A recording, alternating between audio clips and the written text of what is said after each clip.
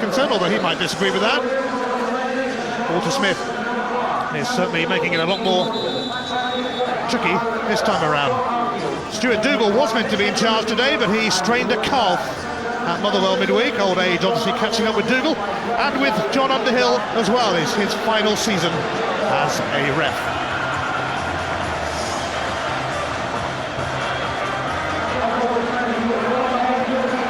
After 4 wins in a row, Falkirk have gone 4 without a win, but they are still in touch with the teams chasing European dreams, and after a dodgy December, Celtic have sorted themselves out. They've won their last 4 games without conceding.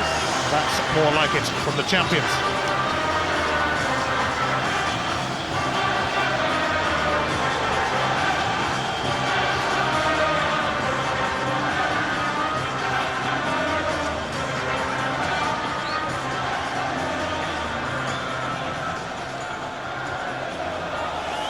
This is the first of 3 successive away games in the SPL for Celtic, and each is a trip that will test them.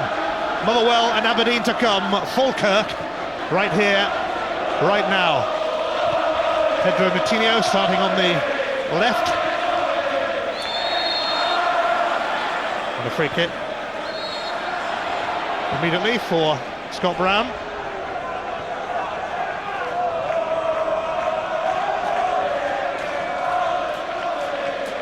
Artur Boruc facing Falkirk for the first time this season. He had a shoulder injury when Celtic came here in August and had just undergone a knee operation when Falkirk went to Glasgow in December.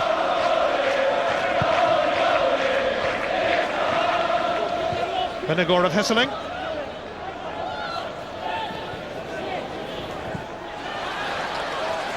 Jack Ross snapping and snarling away at Aidan McGeady, and he'll probably need to do that for 90 minutes. Scott Arfield for Graham Barrett. And that's going to be a free kick conceded by Lee Naylor. Barrett did well there, helping out Arfield and then just holding the ball up, turning back, inviting the foul. It's a good early chance for Falkirk to send that ball in, right on top of Boruc. Well, they took an early lead against Celtic here in August. Ended up losing 4-1, mind you. Tam Scobie's free kick not great. This is Riera.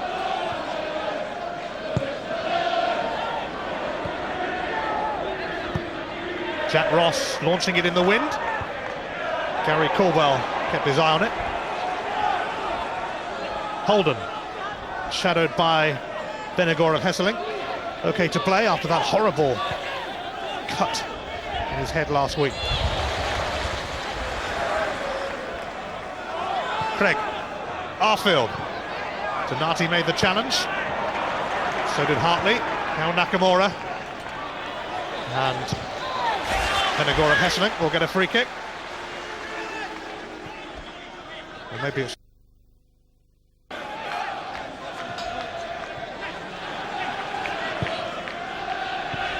Barrett. Moutinho nearby.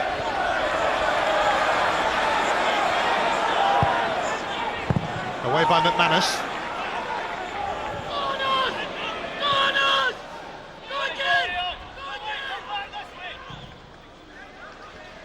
Celtic scored 4 in both their previous encounters with Falkirk this season.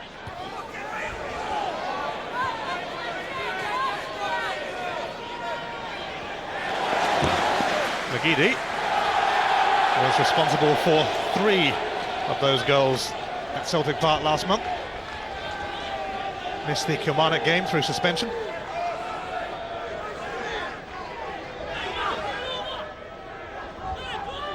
Naylor's throw, seeking out Venegor of Hesseling. Jack Ross fending off Scott McDonald. Well, you can see already Brown, Nakamura, McGeady trying to get really high up the park. Celtic really trying to push on, as I thought they might early in the match, but so far Falkirk were able to play a little bit of good football. You can see John Hughes up there in the stand, and he said before the match he wants to be a little bit more cautious today, but he also wants to try and get at Celtic. I'm not really sure what exactly that means, but So far, you've watched Barrett and Arfield coming off a couple of times, and Celtic allowing them to do it. That'll be part of his game plan. John Hughes starting a 4-match touchline ban today.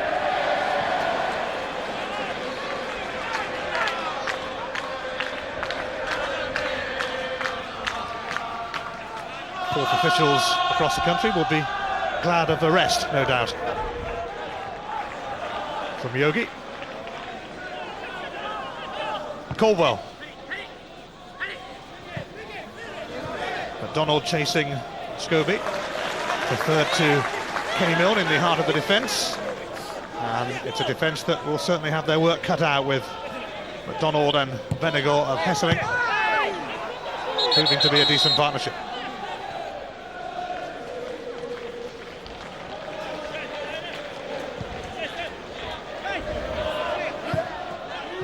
Paul Hartley having to cover at right back, which has certainly been a jinxed position for Celtic.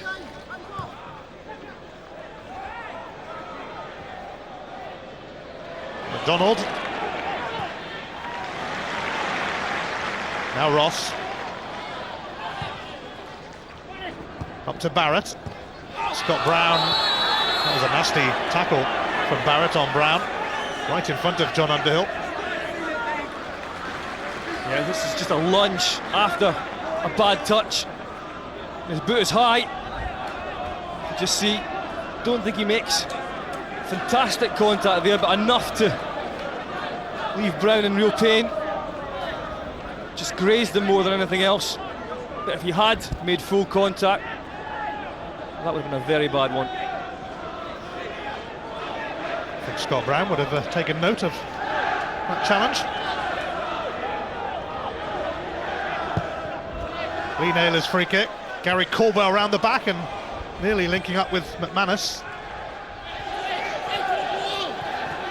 Nakamura. Shrugged aside by Kevin McBride. Donati. McManus leaves it for Naylor. Nakamura.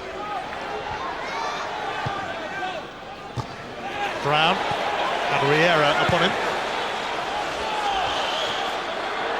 Gary Caldwell aware of Graham Barrett's presence.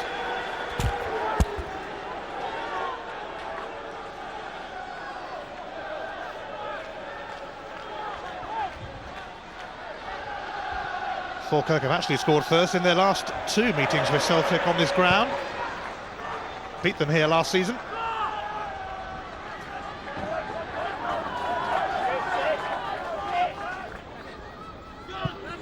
And they are usually worth a watch on their day, Falkirk. Darren Barr launching that. Misjudged by Arfield. Donati for McDonald. Now Vennegoor of Hesseling, except that Scobie intervenes. Free kick against Nakamura. Holden impeded. Well, that time it was Scott McDonald who was allowed to just drop off into 2 or 3 yards of space and then allowed to turn and go at the Falkirk defence. Just as well for Falkirk that his pass was poor towards Jan Vennegoor of Hesseling. Craig. McBride.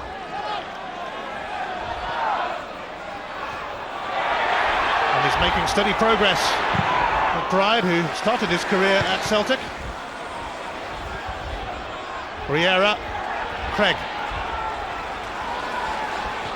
Falkirk looking to impose themselves on the champions. Arfield. Craig.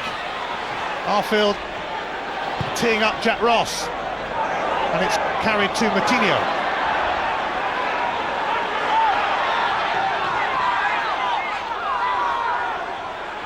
Moutinho moving menacingly away from Hartley. Scott McDonald though.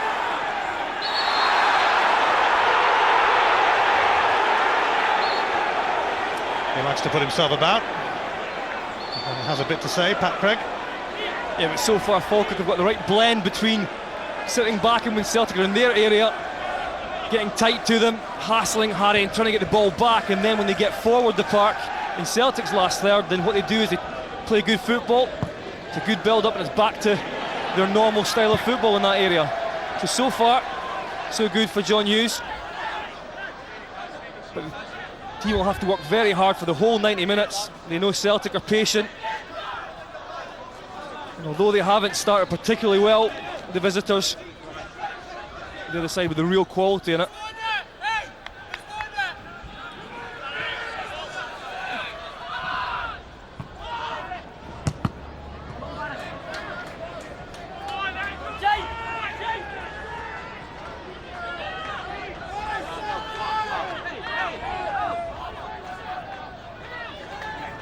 Naylor electing to go back to Caldwell.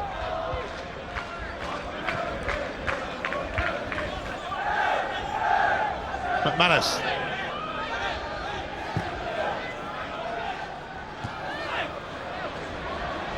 McBride for Holden.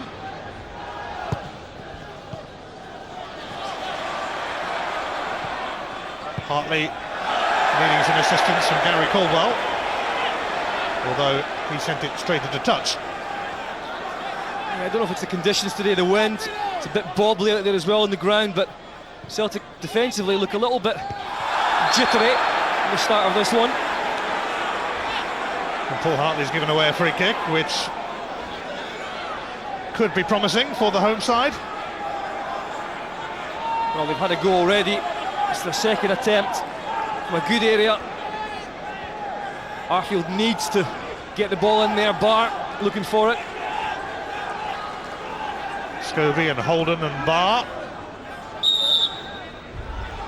all loitering with intent.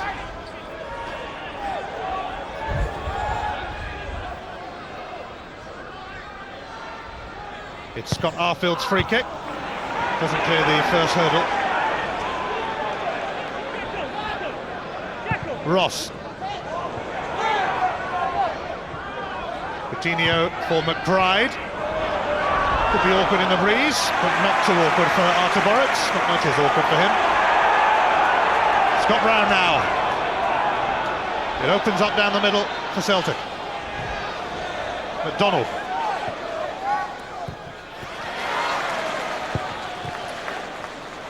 Nakamura. Barrett closing in on Donati.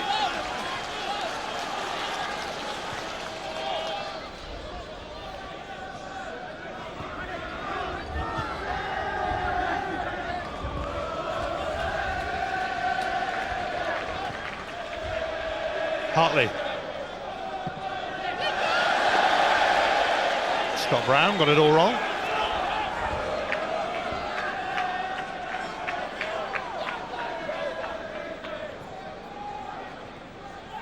Scobie. Barrett.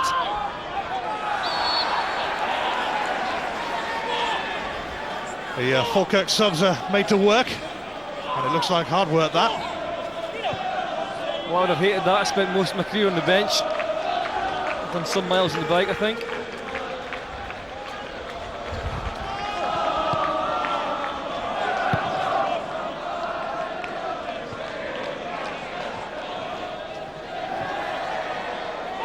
Coutinho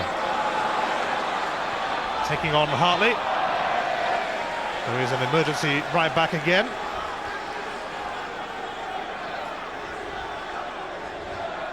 Yeah, I'm sure he'd much prefer to play in the midfield for Celtic, Paul Hartley, but they're not getting it easy at the start of this game. McBride and Craig and Riera just sitting in front of the defence, making it very tough as a three in there against the Celtic two of Donati and Brown. Not much room to play their way through. I think Celtic really have to try and get some more width into this one.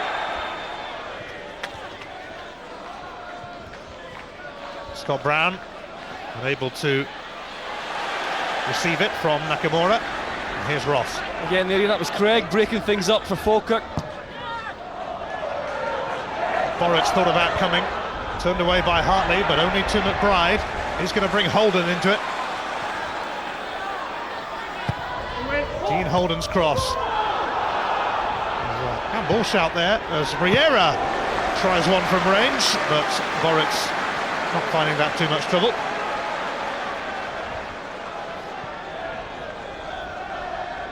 Well, there was a claim for a penalty. And you can see there, I think they have a shout. Don't know what Caldwell's left arm's doing up in the box. He really has to keep his arms by his side. As soon as it elevates and the ball hits it, for me, and that's why there are a few Falkirk players around him claiming for it.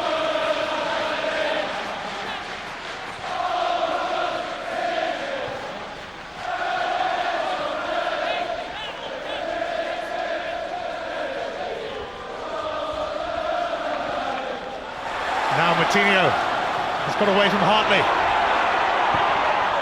And he's picked out Graham Barrett, and Lee Naylor snuffed out the threat. It's a corner. Well, it's first touch, isn't it? Moutinho doing so well on the left-hand side. He drills it across, but look, he can't get it out of his feet. It gives Naylor the chance to close him down. One good touch there. There's a strike on.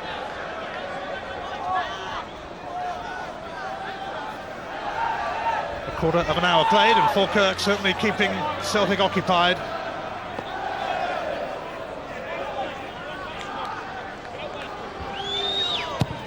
Pedro Moutinho's corner, and Kevin McBride on the half volley. Oh, it's a good attempt. You won't have seen much of this. It came very quickly. Just couldn't get over the top of it enough to keep it down. It has to be said, after 15 minutes, it's been a virtually perfect start for John Hughes' Falkirk side. It's worked very well. Defensively, not been put under a lot of pressure. They've been able to play their own football as well and exert their own influence in this game. But the only thing that hasn't been perfection is finding the net.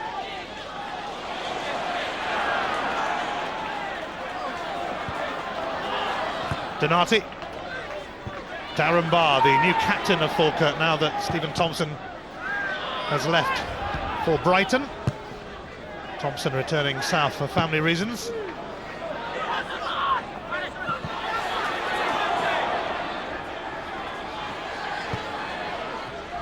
McDonald, McGeady. Celtic coming into it, and they need to. Arfield had enough of McGeady.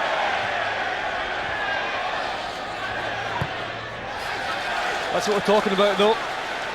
John Hughes said it was a 4-3-3, but when they're defending, it is a 4-5-3. That's where Arfield comes into it, doubling up with Ross at right back.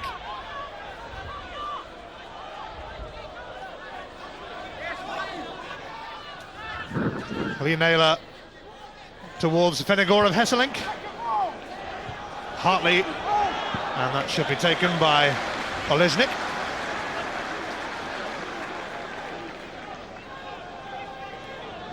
Came to England when he was just 16, Robert Olesnik, and was at Aston Villa for a few years. Got a Brummie accent, in fact, unlike most Austrians.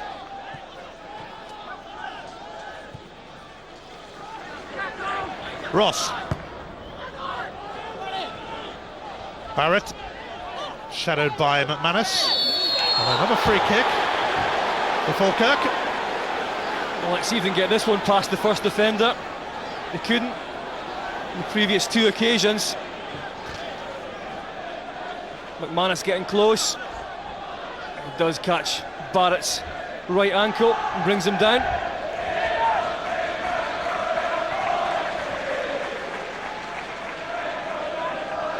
Scobie's last free kick off at Little. This one might offer a bit more. And Artur Boritz got his fingertips to that, crucially for Celtic. Well, that's world class. This is definitely going in. It's Naylor that tries to get there. He makes a hash of it, and it's left up to Boritz to save the day again. Typical of Boritz. Moutinho's corner. Faint touch from Nakamura. Arfield. Venegor of Hesselink relieving the pressure. Nakamura now. Venegor of Hesselink for Scott McDonald.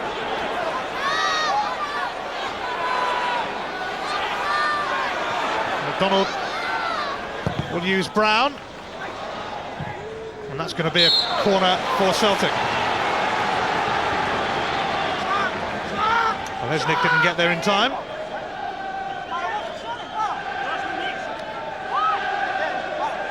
Caldwell and McManus move into the box to join Donati and McDonald, and Benagora, Hesselink and McGeady lurking too. Celtic's first corner. Crowded in that 6-yard box. Nakamura delivers, and McDonald went for it. It didn't seem that far away. I don't think it was. It's a good ball in. It's got a lot of swerve and dip on it. It's a difficult one to take for Scott McDonald, but we know he can do this. He swirls round. He can't get it low though. This is where Boric comes into his own. Just fingertips there. Excellent save.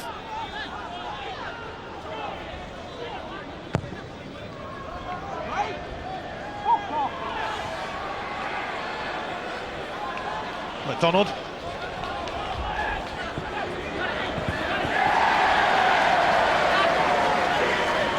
That's good tight defending from Jack Ross and McGeady. Hasn't really given him a sniff yet.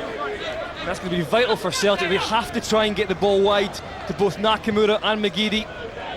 If they can't do that, they have to try and bypass the midfield where it's very tight and congested, and try and get the ball into the strikers and then play from there.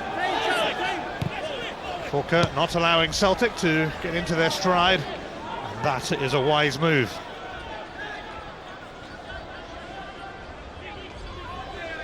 Gordon Strachan hoping to become the first Celtic manager since Jock Stein to win 3 successive titles. John Hughes banned from the touchline, but in contact with Brian Rice down there, no doubt, and others. Well, as Ian McCall said before the match, managers do get a better look at the game from up there, and he'll see right now that his game plan is working. Nakamura. Scobie can clear it. Again, there's a Falkirk player just nipping it.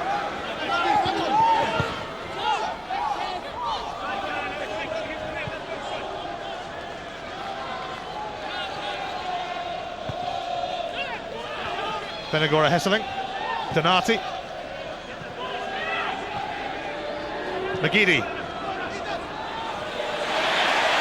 Strong challenge from Riera, the Spaniard who's on loan from Sunderland. Ross now for Craig.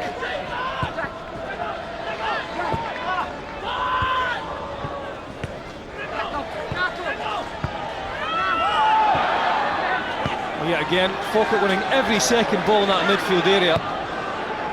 It's got to build their confidence.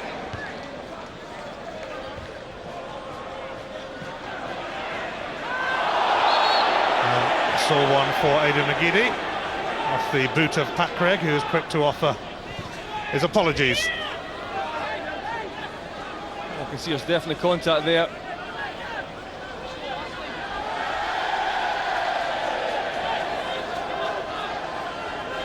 There's the evidence.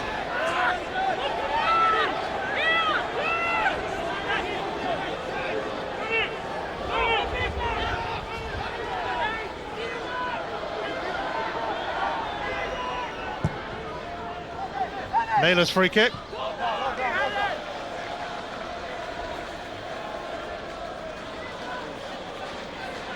Well, Falkirk thought they should have had a penalty.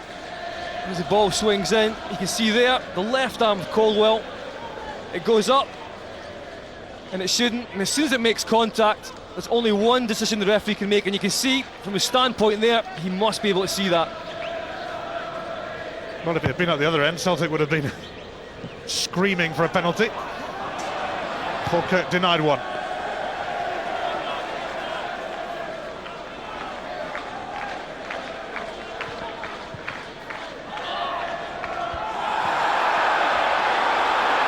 Barrett, grounded by Caldwell, and told to get up and get on with it. Celtic's next away game is at Mark McGee's Motherwell, and we'll be there from 7 o'clock, Satanta Sports 1 on Wednesday night. Let's hope the Fir Park pitch is up for it. A wayward header from Caldwell almost let in Barrett. Hartley. McDonald.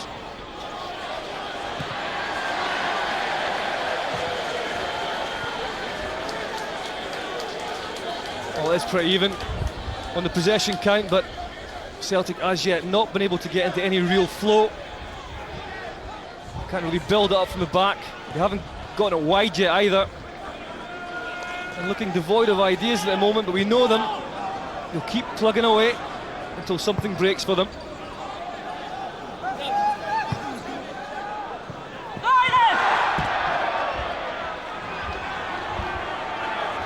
Scobie colliding with the advertising board after McDonald had given him a little nudge.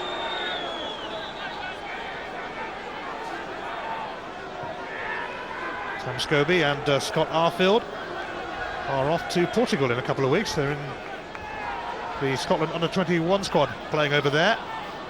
A couple of games. They won't miss any matches for Falkirk though.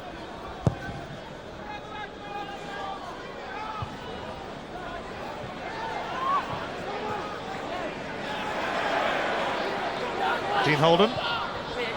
It's actually gone out.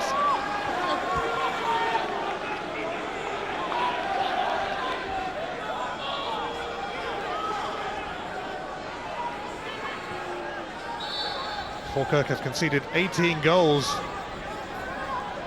against the Old Firm this season. But they are looking much more resilient so far today.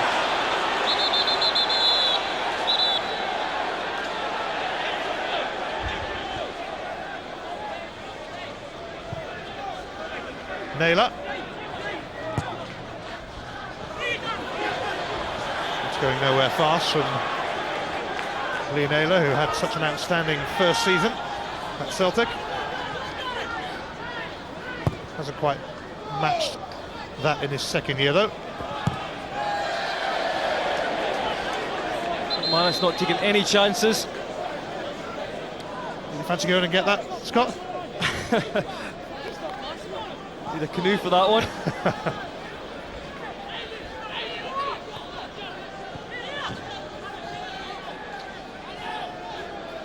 I think looking at that, you've got to say that the groundsman here's done a fantastic job. The groundsman of the year actually in the SPL, although he still gets a very hard time from John Hughes. Finagora Hesseling. McManus for Brown. He gets a free kick. Kevin McBride with the challenge, and just as well he got the free kick, otherwise Falkirk could have been in. He's not getting it easy, is he? McBride, Craig, right in about him. See there, Craig picking it up. It's not really Scott Brown's fault. They are outnumbered in that midfield area. I don't think he should be picking the ball up in those kind of areas, certainly in the defensive third of the park. Falkirk have charged their way into the top six. They could go above Aberdeen today, which will be scant consolation perhaps for losing that midweek cup tie at Pittodrie. Venagora Hesseling, McDonald, a strong challenge from Scobie. McBride was crowded out. Arfield unable to come up with a precise pass for Barrett. Now Brown for Nakamura. Dean Holden's presence unnerving the man from Japan. Good to see him back after a long layoff. The SPL needs players like that.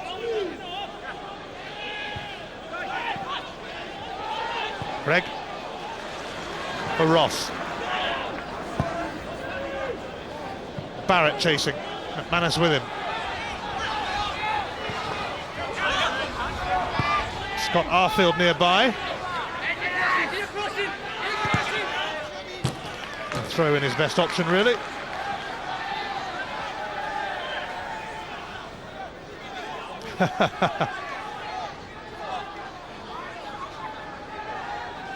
Go on, take a fall.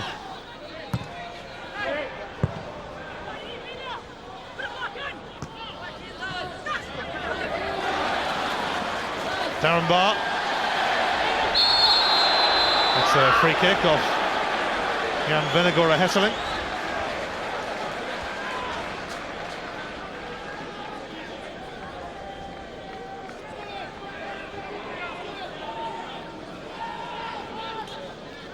Well, Tamscobi's had a few of these from a similar position.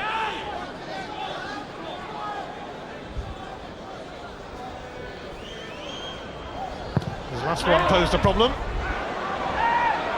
but that one did not.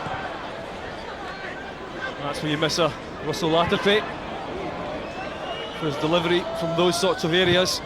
It's been very poor so far from Falkirk, and I'm sure that's going to really infuriate John Hughes up in the stand. As I said, so far so good for Falkirk. Barrett's doing well up front, he's running the channels, stretching Celtic's defence. The midfield three in the central area are outplaying the champions. And at the back they look very comfortable. Gidi lost out to Arnau Arriera, former captain of Barcelona's B team.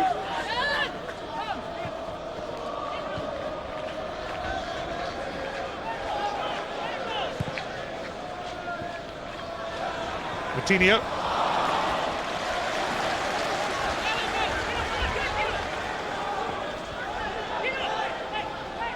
John Hughes took charge of Falkirk 5 years ago this month. Played for Celtic in the mid-90s for a couple of years. Darren Barr underneath that.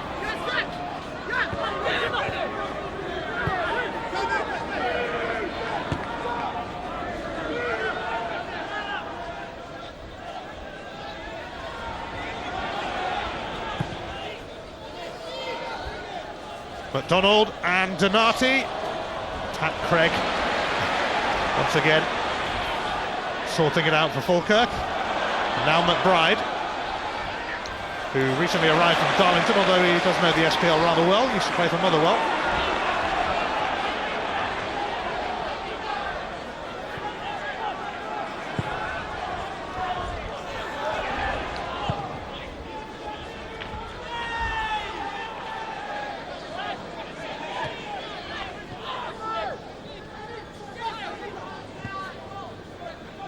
Scott Brown.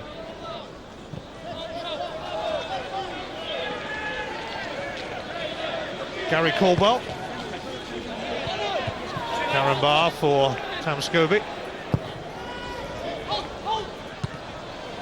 Sent back in the same direction it came from by Caldwell. Venegora Hesseling. Darren Barr close to Scott McDonald. Breaks kindly to Scott Brown. Now Lee Naylor arrives on the scene. McGeady, half-field. I just think that's a poor ball from Naylor at left back.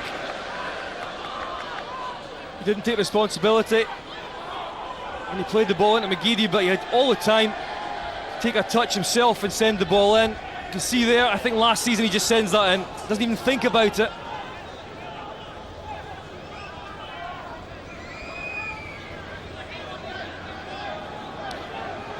New boot for Scott Brown. Got a few people treading on the other one. Holden making significant progress. And onside! And Graham Barrett fails to make the most of it, and the flag stayed down. He was onside.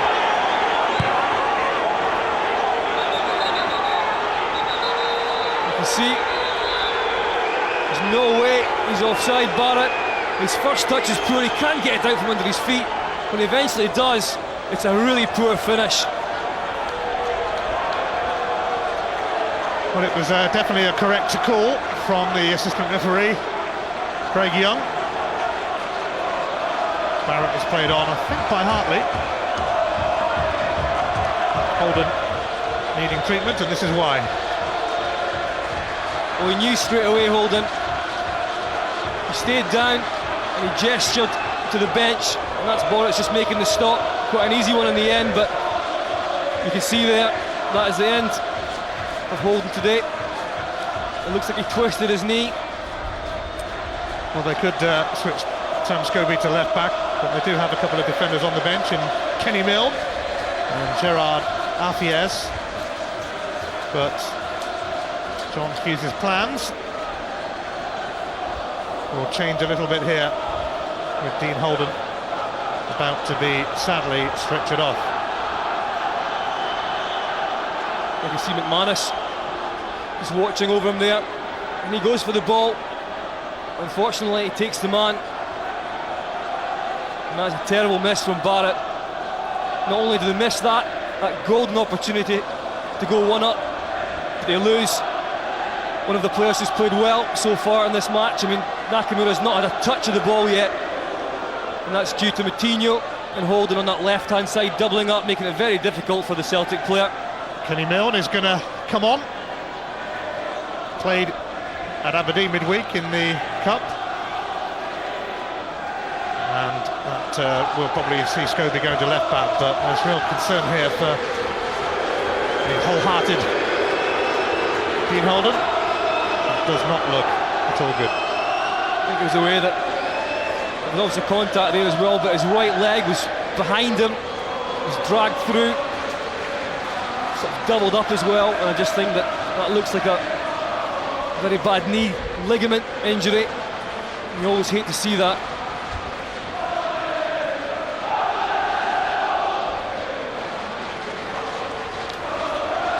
Holden in considerable pain.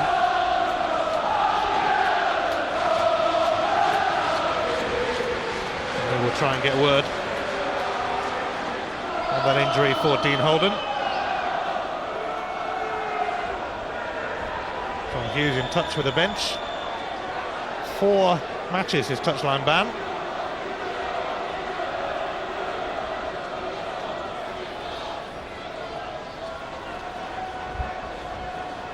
Stephen McManus is there, standing over Dean Holden, but that looks a serious injury. Holden is stretchered away. Applause from both sets of supporters at the Falkirk Stadium.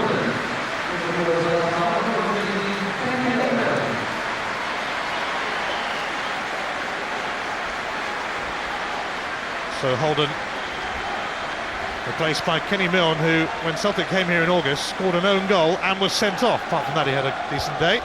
His red card was actually a case of mistaken identity. It should have been Darren Barrs, but Milne copped it instead.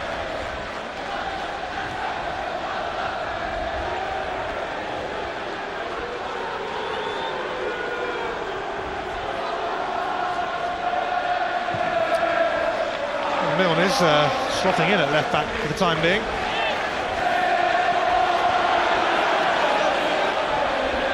Here's Celtic's left back, Lee Naylor. Now McGeady.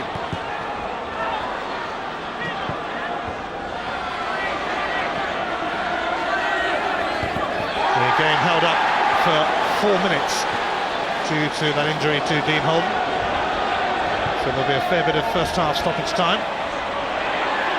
Here is Kenny Milne then just on and occupying the left back berth. Hunting a triple two as well. Riera. Scott Brown in his way. Venegora Hesselink on his own.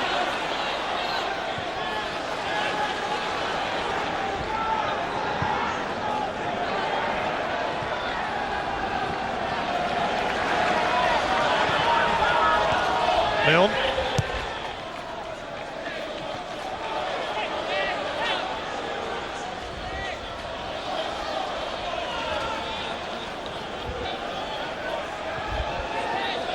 Hartley.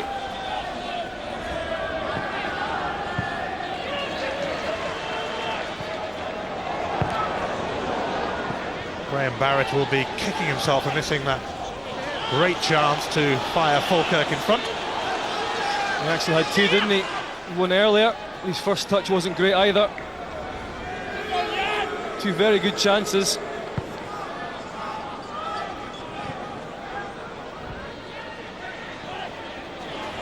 Here is Barrett looking to make amends. for squandering the sort of chances you have to take when you're up against the Old Firm.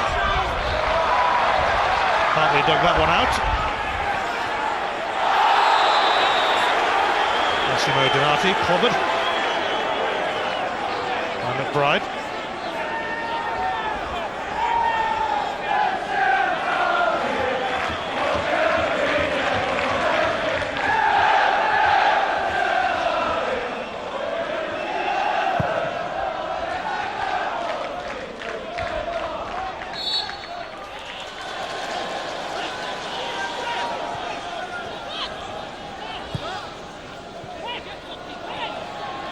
Pedro Moutinho.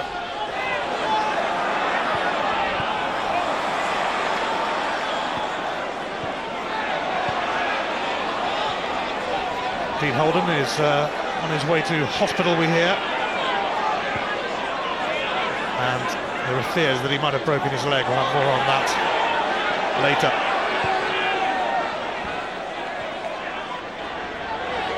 Last 5 minutes of the first half, although lots of added on time as well.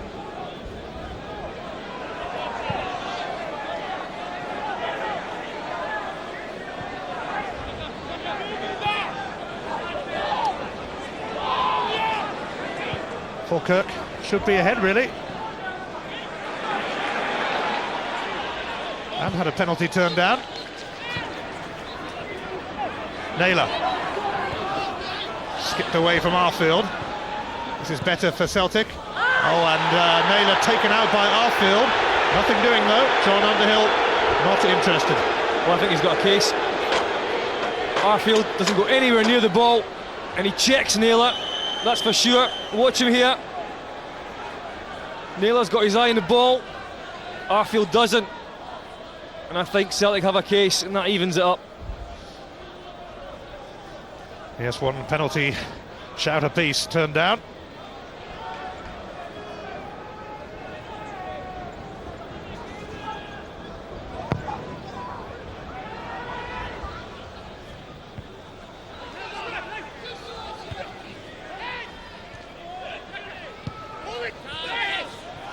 Scott MacDonald. Vieira's challenge. And Scott MacDonald had a set to then with Darren Barr. And there's a card coming out. John Underhill shows a yellow to Scott MacDonald for his reaction. Well, it is the one part of Scott MacDonald's game that we don't like to see. He can be a little daft, and that's it there. Just silly to get booked over that. But that's the frustration of Celtic in this first half. Everything has gone to plan for Falkirk, apart from, of course, Holden's injury. But for John Hughes, it's all worked. And Celtic haven't really started at all. They've been flat. And the only bit of good news for Gordon Strachan is that it's still 0-0. Craig. Falkirk giving it a go. They know no other way. Ross. Arfield. It's fairly tame though, and fairly easy for Artur Moritz. There's a fairly lacklustre performance today in this first half from Celtic.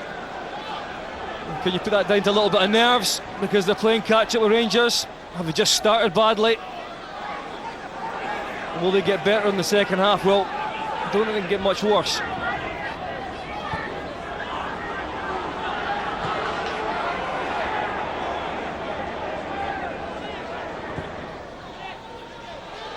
Venegora Hesseling. Dropped away from Scott MacDonald. A slip from Barrett, proving costly as Caldwell now gives it to Donati.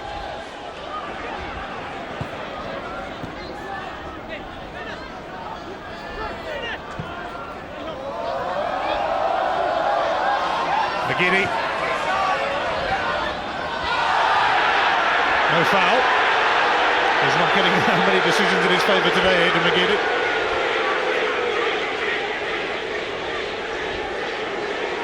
Well, again, Arfield, Ross doubling up.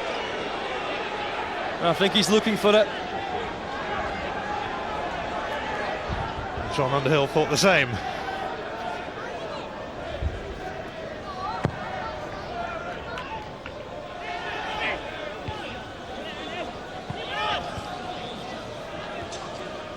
Donati. Kenny Milne.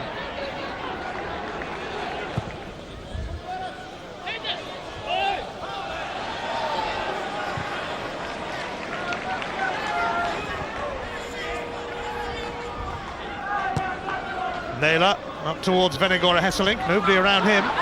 McDonald and Venegora Hesselink held up by Scobie, but it could still happen. Scott Brown. And it's gone out before Hartley smacked it out. Well, that attack just sums up Celtic's first half. Very poor touch from the big Dutchman up front for Celtic. A great chance to get it out from under his feet and crack it. Couldn't even get a shot off, and then eventually the pass back to Hartley wasn't great. So a lot of food for thought for Gordon Strachan. When you think about the midfield area that's been completely outplayed for Celtic today, and you've got McGeady, Donati, Brown and Nakamura, the cost of those players in there, they haven't been able to exert any influence so far today. We're into 3 minutes of stoppage time at the end of a first half that has seen Dean Holden stretch it off with a suspected broken leg. Donald. Kaleshnik had his near post covered. Celtic barely deserving a half-time lead as McDonald set his sights on goal again. They haven't had anything on target yet. But that's much more like it, isn't it? Getting the ball into the strikers inside the box. Probably for the first time in this half. But all credit to Falkirk. They've handled this game so far very well, especially when you look at their form of late. Barrett. We had a couple of chances to put Falkirk in front, given away by Ross to Donati.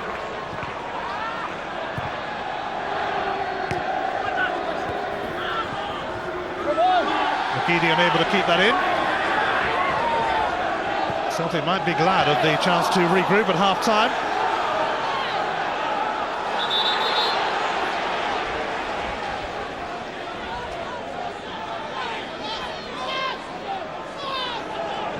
Craig turned into McDonald. Ross up against McGeady. Delightfully done by the Irishman. And now Scott McDonald. Celtic have got a few options available. McDonald has got Nakamura to his right.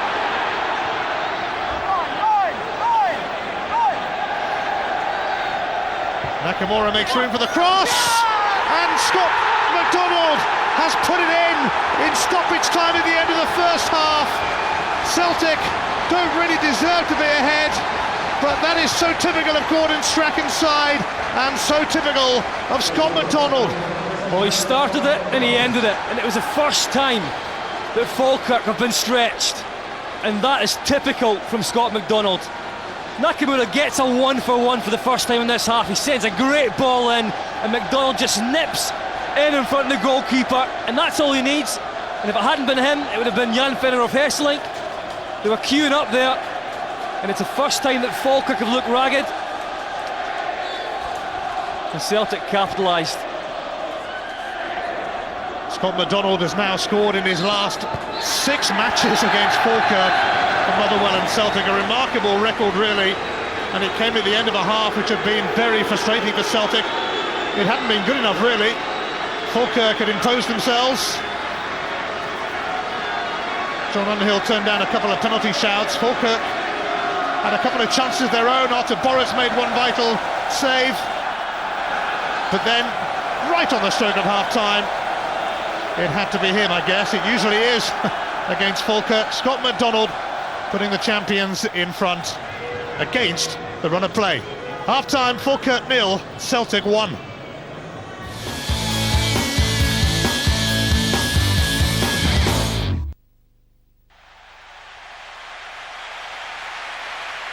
Don't take your eye off the ball.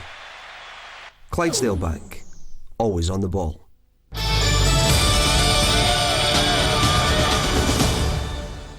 It's the biggest cup competition in Germany, the one every player wants to win. This Tuesday, two heavyweights.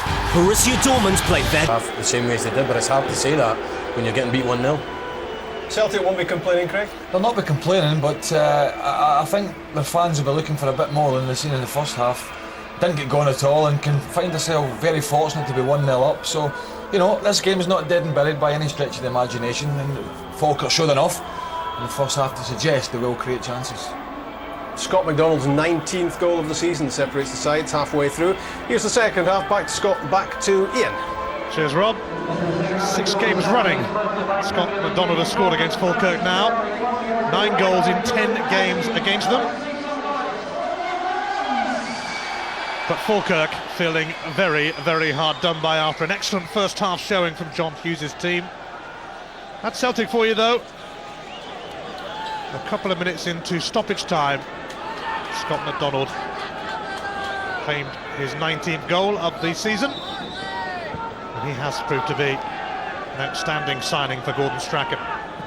Is there a way back for Falkirk, or will Celtic again move within 4 points of Rangers at the top?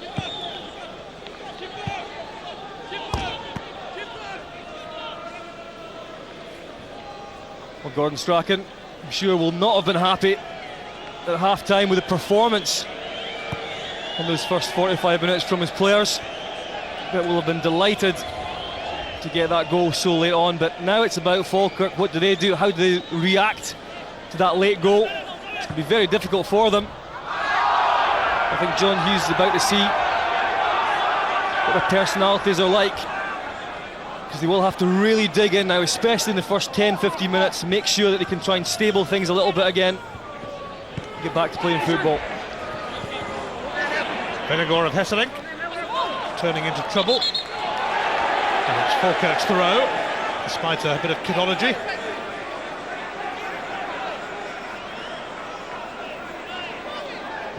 Benegor of Hesselink still showing the signs of that nasty gash he received against Kilmarnock last week that forced him off.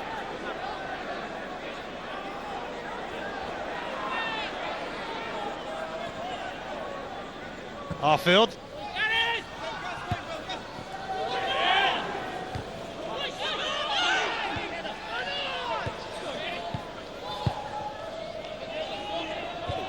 Scooby underneath that. Craig. Here's Ross. Up towards Barrett. McManus leaping over him. Here's Gary Caldwell. Massimo Donati for Paul Hartley.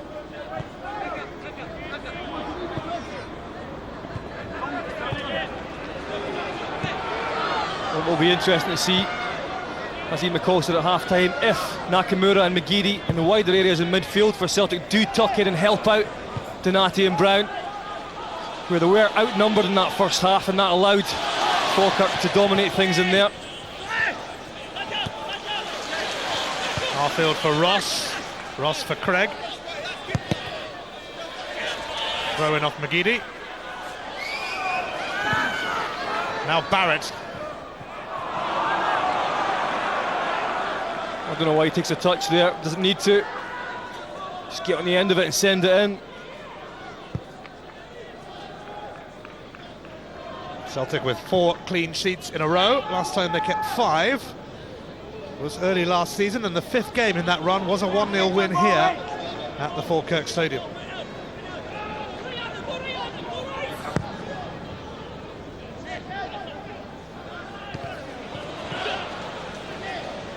Arfield, Barrett. McManus goes with him.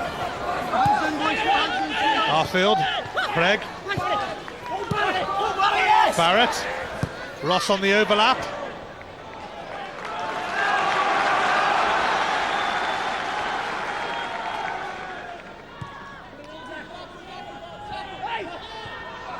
Arfield.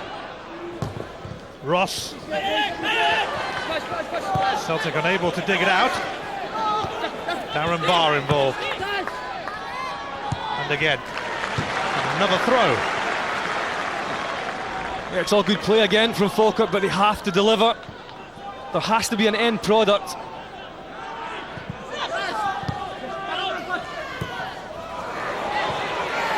Barr.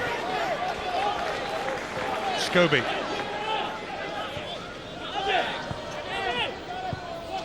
Riera for Barr. Naylor stops it, reaching Barrett. Riera should be onto that though. He is. Little flip from Craig. Barrett. Arfield. Ross. Some build up this. And Arfield still going. Staying on his feet. And Boritz grabbed hold of it in the end.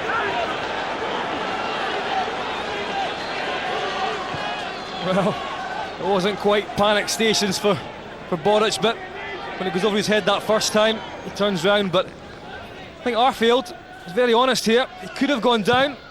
Naylor grabbing his shirt a little bit. He stayed on his feet though. Pedro Moutinho. He's going to run into Caldwell.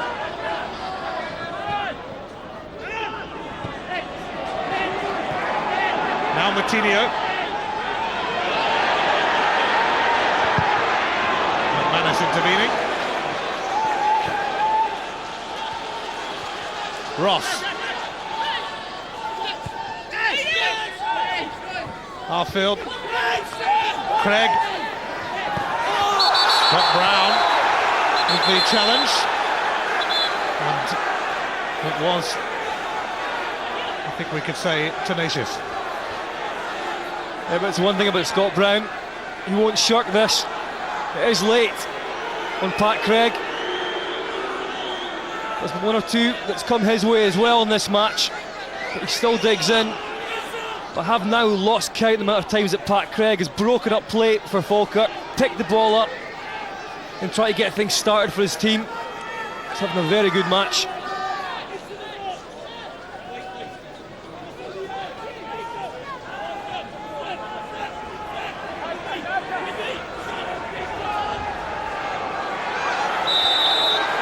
Scobie then is going to float this free kick in, and Kenny Milne unable to make the most of it.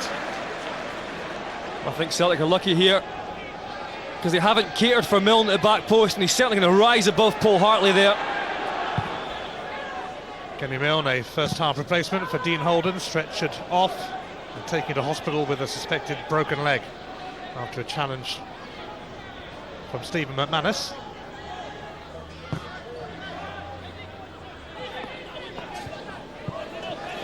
Kenny Milne stretching for that.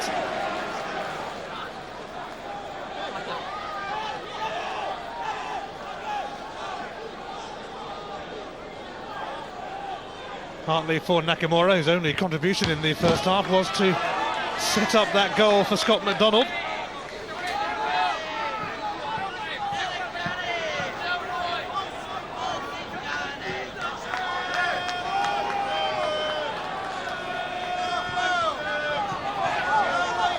Here's the goal scorer. One shy of 20 goals for Celtic. Scott McDonald, terrific signing.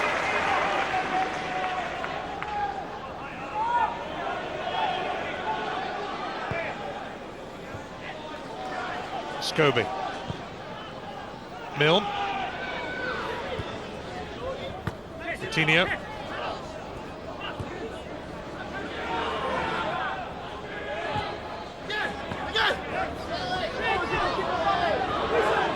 Coutinho having to fend off Hartley, who stumbled. Graham Barrett chasing this. Kenny Milne nearby. Arfield has got himself into the box. A few others there too. Barrett across, sent back towards him by Donati. Again, it's Barrett doing the groundwork, running in the channels, stretching Celtic's back line.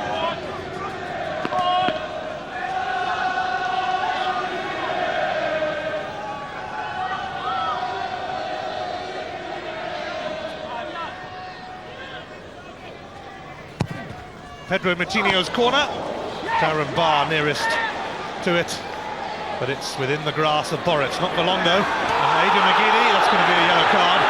But probably one that Jack Ross thought was worth taking. Well, he certainly knew the yellow was coming. Nowhere near the ball. Just stopped McGeady in his tracks. Perfectly willing to accept the yellow card there, Jack Ross.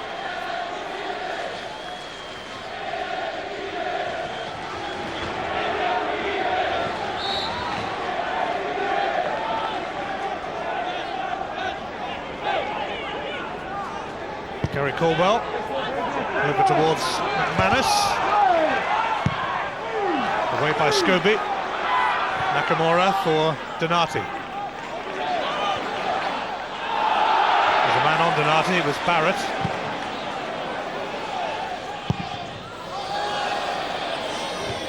Hartley.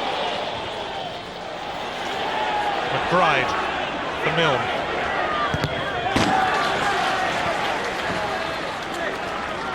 Again, Brown is one player in the Celtic midfield that's managed to get at times close to Falkirk.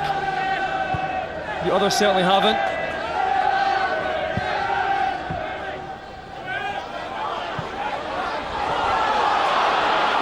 Caldwell.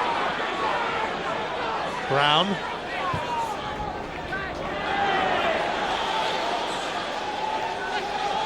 Ross.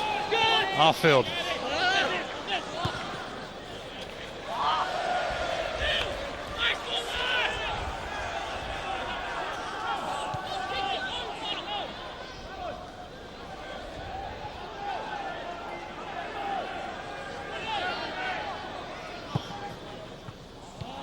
Scott Brown.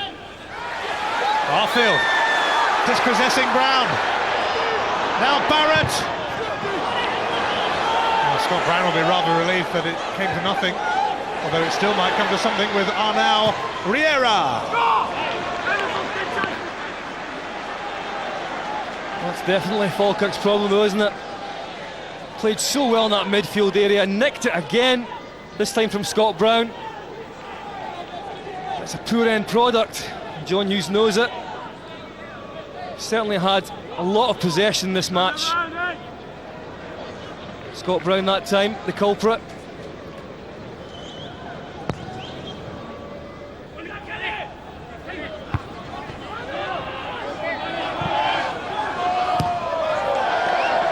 Champions always have to grind a few results out. Rangers did so at Inverness last week. Celtic has certainly been second best for much of the afternoon, but they do have that slender lead. Jack Ross with a cross though, Moutinho, and Scott Brown hooked it away from Pat Craig. It's Barrett, and it's come off McManus for a corner.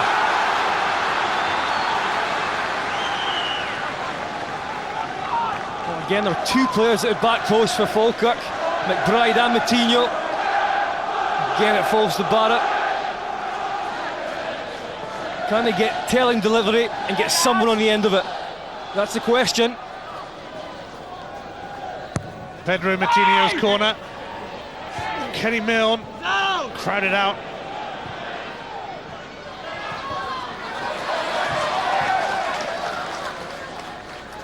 He's had a quiet day, still working his way back to being 100% after a long layoff. Shunsuke Nakamura. Yeah, we can definitely say it's more about quality rather than quantity today from Nakamura. Same would have to be said for McGeady, except the quality just hasn't been there.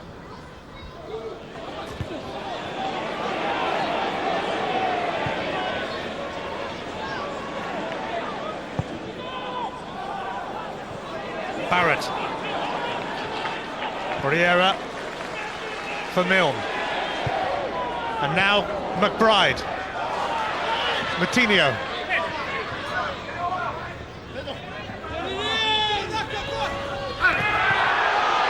Moutinho mugged.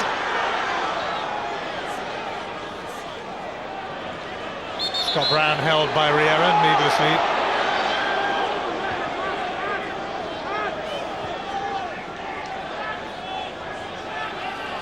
Again, that's the possession count. Falkirk dominating. in the second half. It's been much like the first. Craig.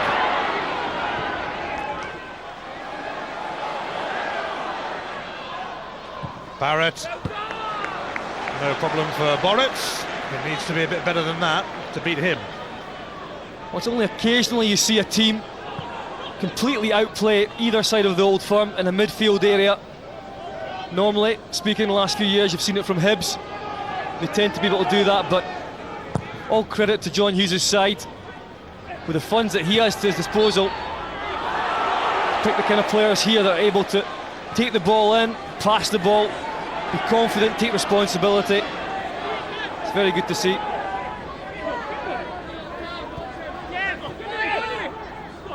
McBride, now Milne. Gary Caldwell cut it out. But as we hit the hour mark, Falkirk desperate for an equaliser. It's a lovely play down the left-hand side.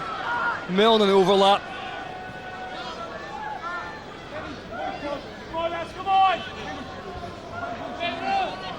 Falkirk 5-1 up on corners.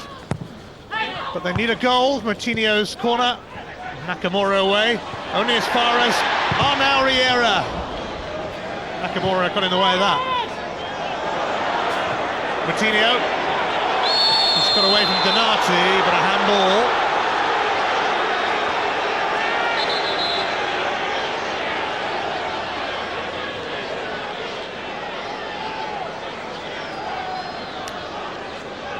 Celtic are going to give a debut to Paul Caddis, and it's Nakamura who's going to go off. Caddis as a right back, so Hartley will no doubt move into midfield. Gordon Strachan, Gary Pendry, Tommy Burns finalising their plans. Been on the bench a few times this season, Caddis, without getting on, but that's about to change. Or is it? Maybe soon.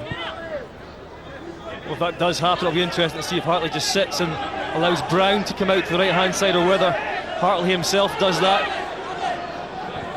Gordon Strachan certainly needs to do something, although at the moment, still 1 up.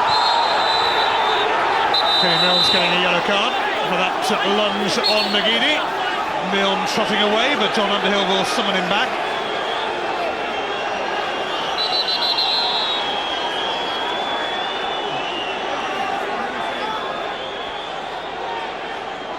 Well, Paul Hartley was unhappy. You can see why. Milne does come right through McGeady. Doesn't catch him badly, but enough to upset the Celtic players.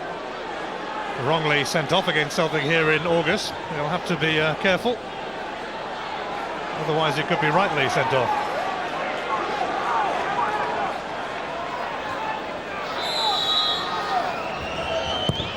Nakamura there with another enticing free kick, which Milne decided to deal with rather than leave it for Alesnik.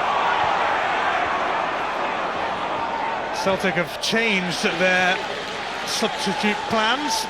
Poor old Paul Caddis is not going to make his debut yet. Evander Snow's going to be coming on. Arfield doesn't get the free kick.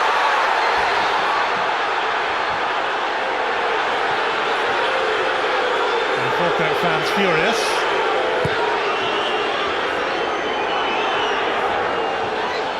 Handball that was, surely. Yeah, Scott McDonald. Well, Arfield was making progress, and you can see there, the right foot of Donati comes across, and I think that's intentional, and that would have been a nice area for Falkirk from a dead ball situation. It's been a highly uncomfortable afternoon for Celtic, but they have the lead. Scott McDonald scoring in first half, stoppage time, so against the run of play. Barrett now. Second chance.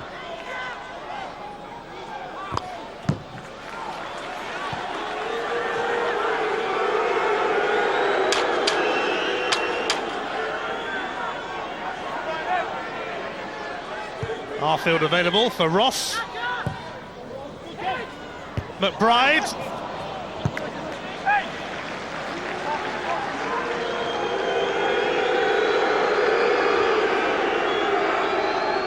Nakamura about to be replaced. And it's now not going to be by Paul Caddis. Evander Snow waiting in the wings. Well, again, Falkirk with a lot of possession, a ball in the box, but a poor header. If you think about the amount of times that Boric has been called into action, it's not many. That sums it up for the home side today. Paul Caddis will be gutted, waited all season for his debut. Thought it was coming, and now it's not. Caldwell, Benagora Hesseling, away by McBride, but only to Donati, although Arfield's latching onto that. Arfield and Naylor, still going, magnificent run from Scott Arfield. He couldn't pick out Barrett though.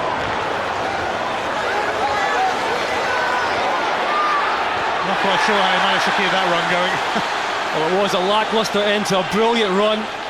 Not for the first time today from Arfield. It's been a very good match, sheer strength to get past Naylor. But when he eventually gets on the ball here, I just think he runs out of energy and he slaps at this. It's a poor ball. They're having a very good game.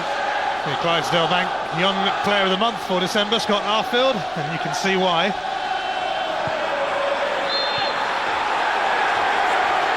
Again, it's very young players, Arfield, Craig, no real physique or experience, but certainly supplemented by mobility and youth. That's what John Hughes said before the match. A young side, and sometimes they have no fear of the old firm. Well, that's been proved today.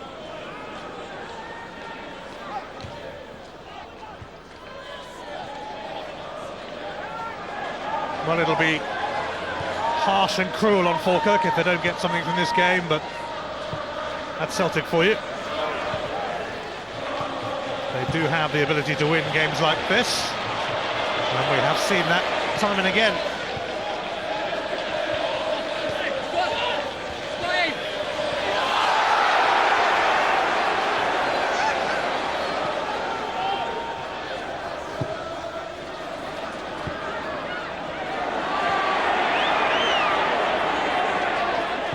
Riera, Barrett. Falkirk so easy on the eye, but nothing to show for their exciting brand of football yet.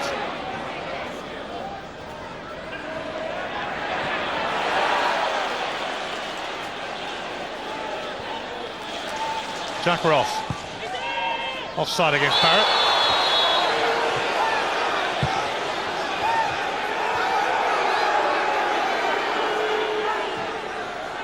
I think this time it was the wrong run.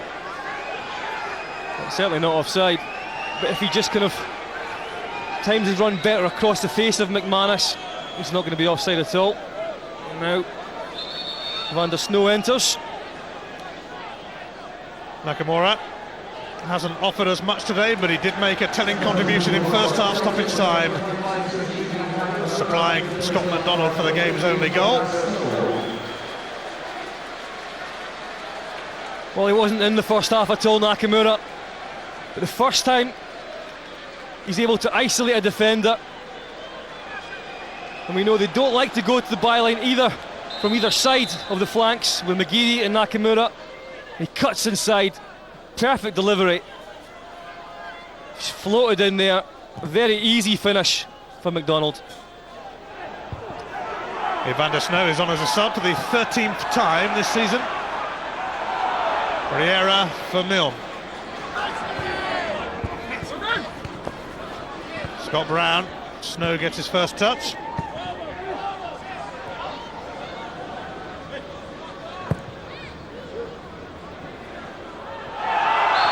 Darren Barr all over Scott McDonald. Free kick. Probably a shame for Celtic that Nakamura's just gone off.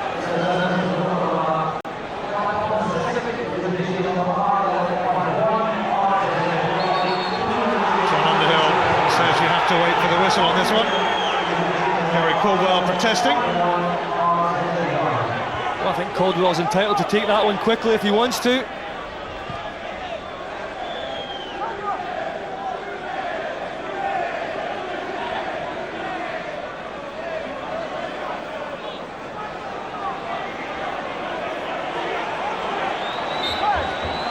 Massimo Donati standing over the free kick.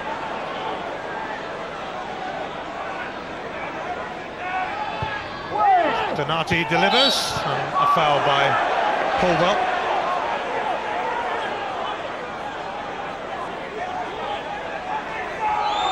Just over 20 minutes remaining. Celtic's lead is slender and pretty much undeserved, but they won't mind that too much if they can move within 4 points of Rangers again.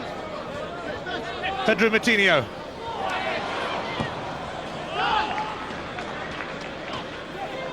Jack Ross. Barrett. Greg took his eye off the ball.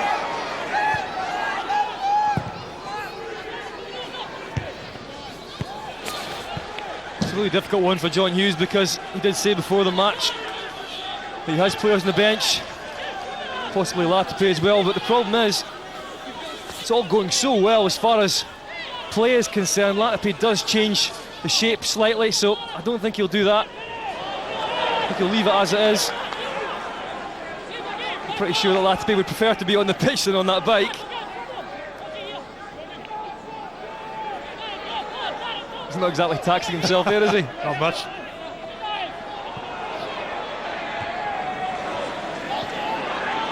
Greg Matinho. An important challenge from Gary Caldwell.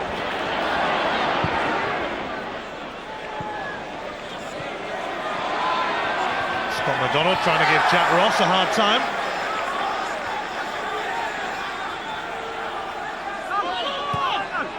Riera. It's won by McManus. McBride jostling with Brown and Snow. Riera lost it. McGeady. Donati. Brown. Shadowed by the excellent Arfield. Naylor. McDonald.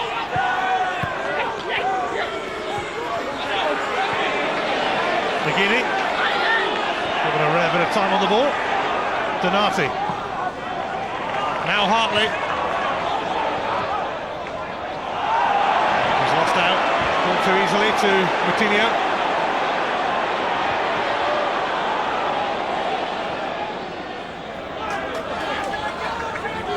Scobie, Barrett, McBride. Hartley's error, encouraging Kenny Milne. He's got Matinho in support. McBride. Oh, Donati's challenge! Is that a penalty? No! And it looked like Falkirk had a strong shout there. Well, the referee's got a very clear view of this one. And you can see there, Donati gets no contact on the ball. And for the second time, Falkirk have got a real shout for a penalty here.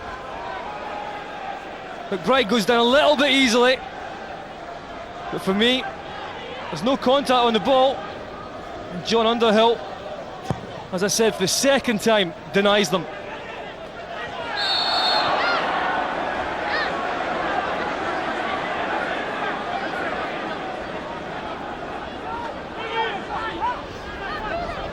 Looks like he might be coming on after all, at last, for his Celtic debut. Paul Caddis, 19 years of age, captained Celtic's under-19s.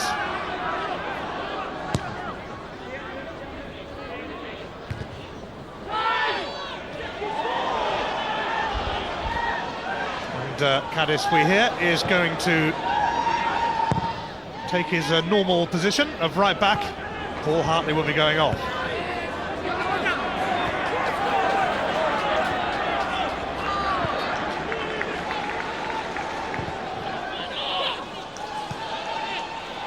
Falkirk have had two big penalty shouts, Celtic have had one. None of them have been given. Craig. Arfield. Craig has put a really good shift in today for Falkirk, but then haven't they all?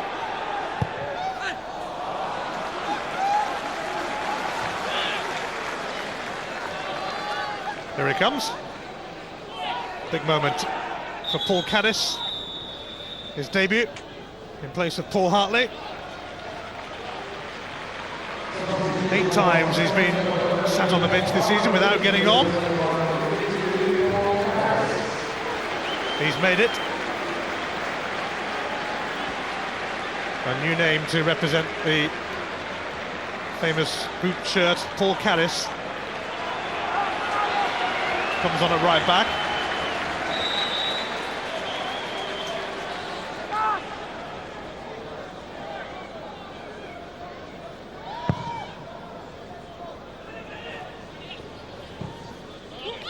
Craig.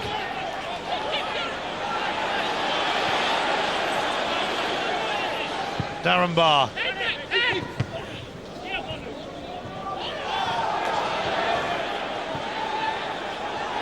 Kenny Milne.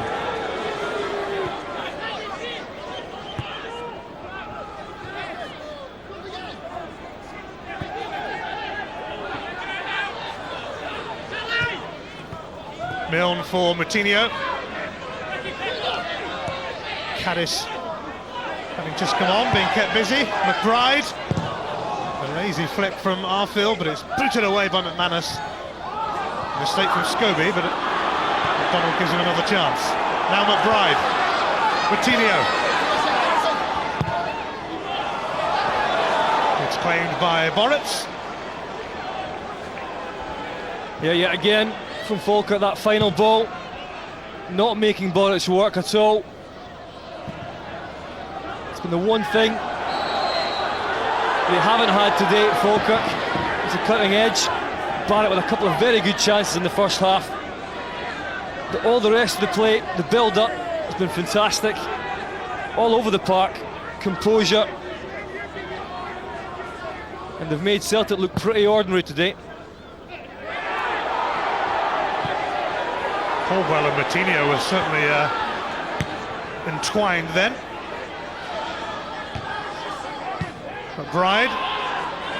Big shout from McManus.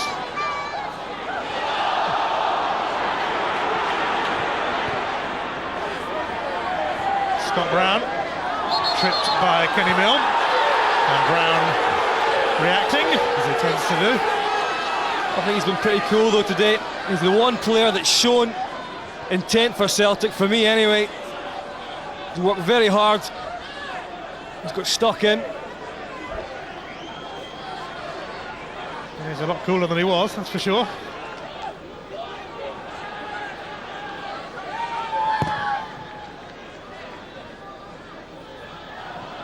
McDonald took it well. Up against Scobie though.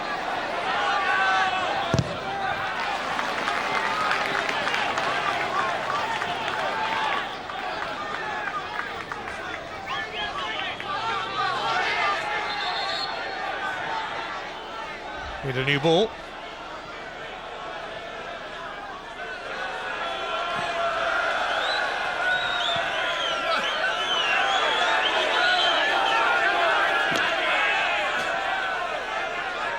Falkirk finished 7th last season, just missed out on a top 6 finish.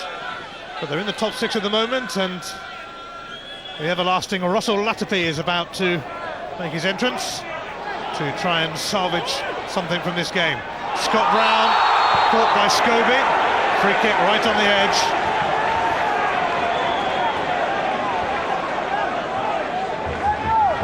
Yeah, again it's the tenacious Scott Brown, asking some questions just outside the box. This is the area that Falkirk had a few of in the first half and couldn't convert them at all, always hitting the first man. Then it's up to Aid McGeady.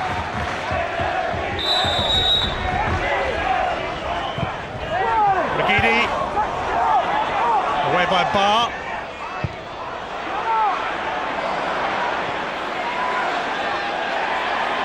Naylor. Donati. Olesnik will grab that. Well, the one thing you know that Latapi is going to give you is delivery into the box. One thing that's been lacking is delivery. So maybe he'll get his chance to send 1 or 2 in. And the ever-whirling runner in Barrett. He's had a couple of chances. He could put everything right by getting on the end of one of those deliveries from the substitute. He's going to take the place of Kevin McBride shortly.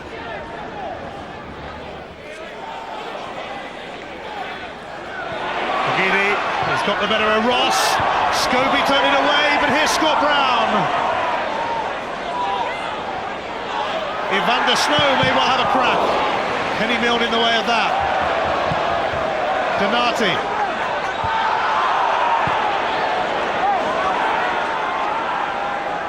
Celtic looking to finish Falkirk off. But Gary Caldwell has sliced that somewhat.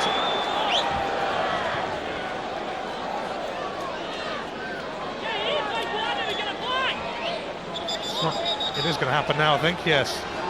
Kevin McBride makes way. On comes Russell Latipi, who has primarily been used as a sub lately, 39 years of age. And can he offer the spark that Falkirk need to get a goal that they will feel they deserve? Well, McBride was very good in this match, in the same way as Riera and Craig have been. McDonald now for Venegora Hesselink. No takers. Only two strikers have made the opportunity, but that's about as far as it went. Here's Evander Snow.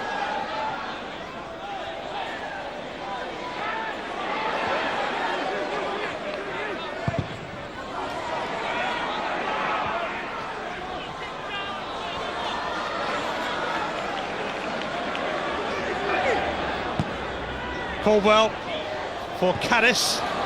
Game challenge from him. Scott Brown. That's going to be a goal kick.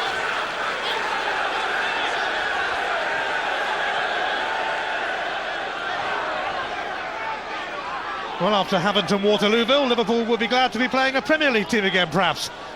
We'll be at Anfield from 4 o'clock on Saturday with all the latest scores and results, and then the game on Setanta Sports 1. Well, I think Latipi was a gamble that John Hughes had to make, and that means Arfield comes inside with Craig. The two of those will sit there and allow Latipi to just play in the hole, which he normally thrives on, but they have to try and get the ball into him.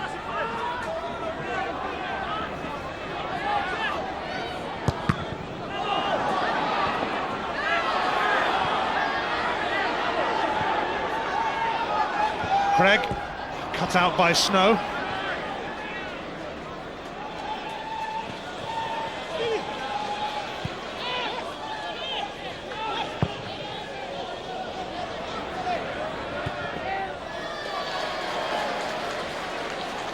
This game being watched by Falkirk's biggest crowd of the season, 6,803. They are due this year to start work on building a third stand at this ground.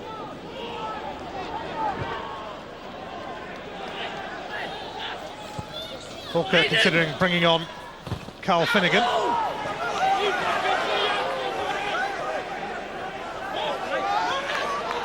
In fact, more than considering it, they're doing it.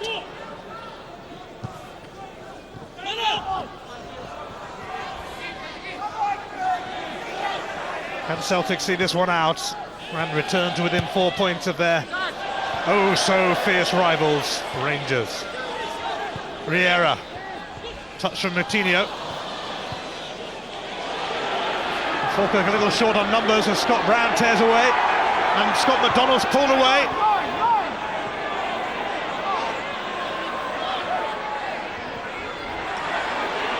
Pat Craig decided to get involved, but then he's been involved from the first minute.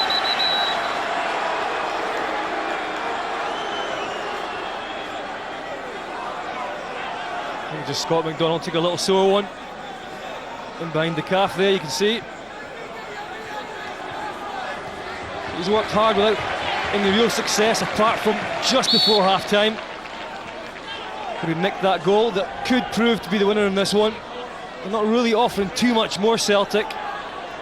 It would be a vital 3 points though. Naylor's long throw. Darren Barr met it.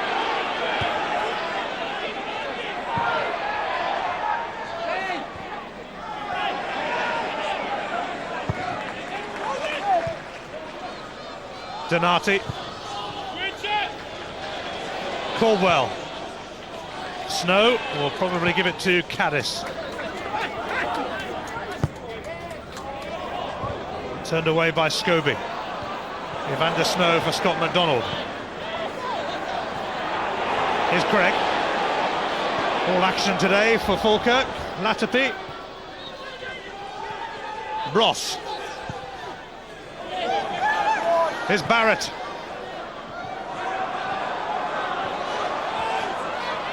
Manus keeping him company.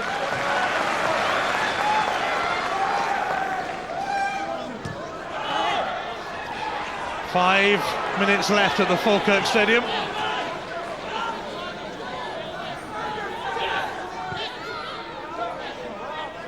Carl Finnegan, who was a prolific scorer for Newcastle's reserves, is about to come on in the hope that he can find a way to goal. But as it stands, Celtic heading for a 5th consecutive clean sheet.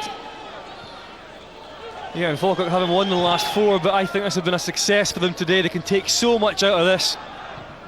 Certainly after last week against Gretna, where John Hughes thought his side were bullied. Well, I think it's been Celtic today that's been bullied. The only player that hasn't allowed himself to get into that situation for Celtic, for me, has been Scott Brown. So Graham Barrett goes off, having missed 2 great chances in the first half to fire Falkirk in front. He's replaced by Carl Finnegan, who was sent off against Celtic here last season, along with Stephen McManus. Chris Killen is going to be joining us soon as well. Killen must have thought he'd been in with a chance of starting today, after Venagora Hesselin took that whack last week. Latapi. Arfield. Away by Caldwell. Falkirk need that cutting edge. Who will provide it, if anyone? Finnegan. And Craig takes over. He's got Latapi behind him and Moutinho waiting. Handball shout.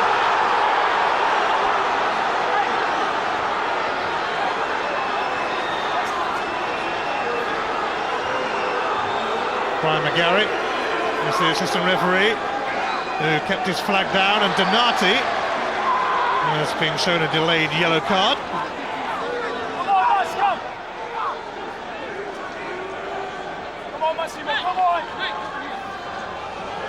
Hobbling as well. Falkirk felt they might have had another penalty shout there, having had 2 strong ones already. It's Moutinho's corner. Scobie went for it.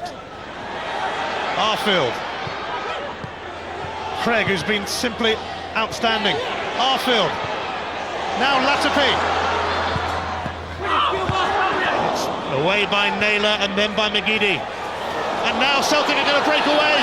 And they've only got one back, Falkirk. Oh, they've made a mess of the break though. McDonald got in Scott Brown's way. And here's Moutinho. And it just skipped away from him. And McManus decides to send it behind for a corner. And it's frantic in the closing stages. Oh, Celtic just holding on here. What a mix-up going forward. They had a 3-on-1. But more pressure now to deal with. Pedro Moutinho tries again. And it's Russell Latapi. Kenny Milne.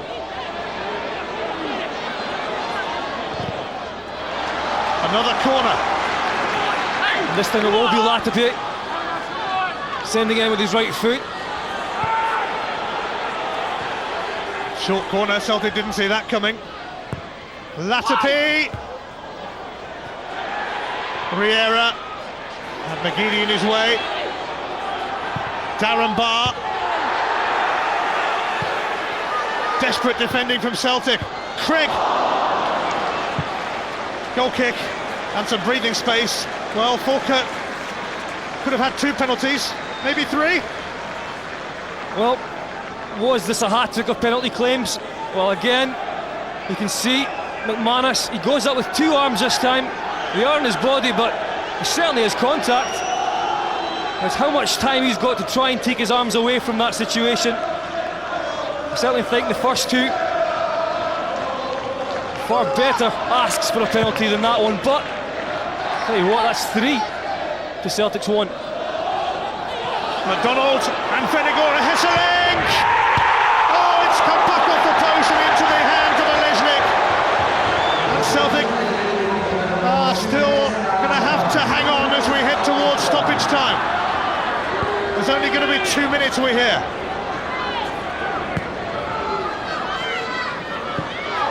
Latterby beating Caldwell to it, and Arfield's pass was poor, unlike him.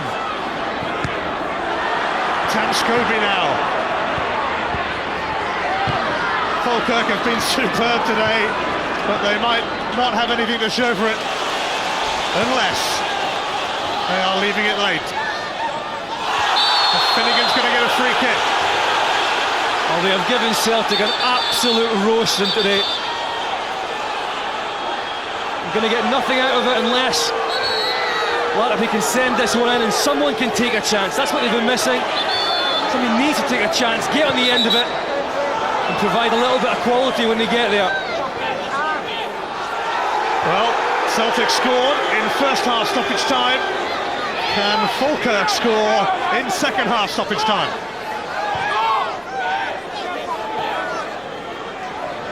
We have to test Boric.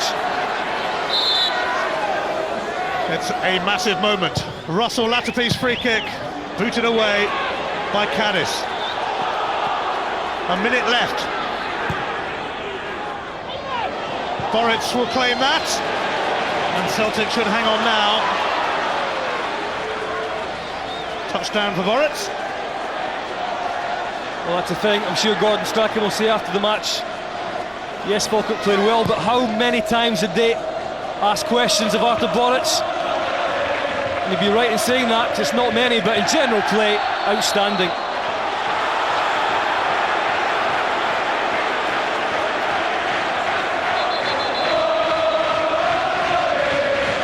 Chris Gillen's going to come on for the last 20 seconds. Just to waste a bit of time. That shows just how tricky this visit to Falkirk has been, but Scott McDonald's goal looks set to secure 3 points that will lead them 4 points off Rangers again. It doesn't have to be pretty, does it? 3 points at the end of the day for Celtic is all they need. Not pretty, but very effective for Celtic. But boy, have they had to work for it.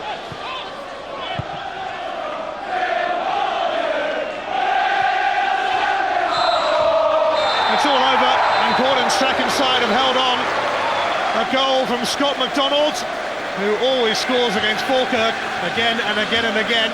In first half stoppage time, won the game, but that didn't really tell the story. Celtic have been under the cosh for much of that first half. Falkirk had some penalty appeals, 2 very strong ones in particular turned down by John Underhill, although he also refused to give Celtic one as well. But Falkirk put in a terrific display. Nakamura did hardly anything today apart from provide that for Scott McDonald. Trust him to get on the score sheet again. But Falkirk certainly pushed the champions all the way. It ends Falkirk 0, Celtic 1. Falkirk frustration, there's a lot of it about. They ran the show against Celtic but couldn't get a goal. The champions did, they won. The reaction is next.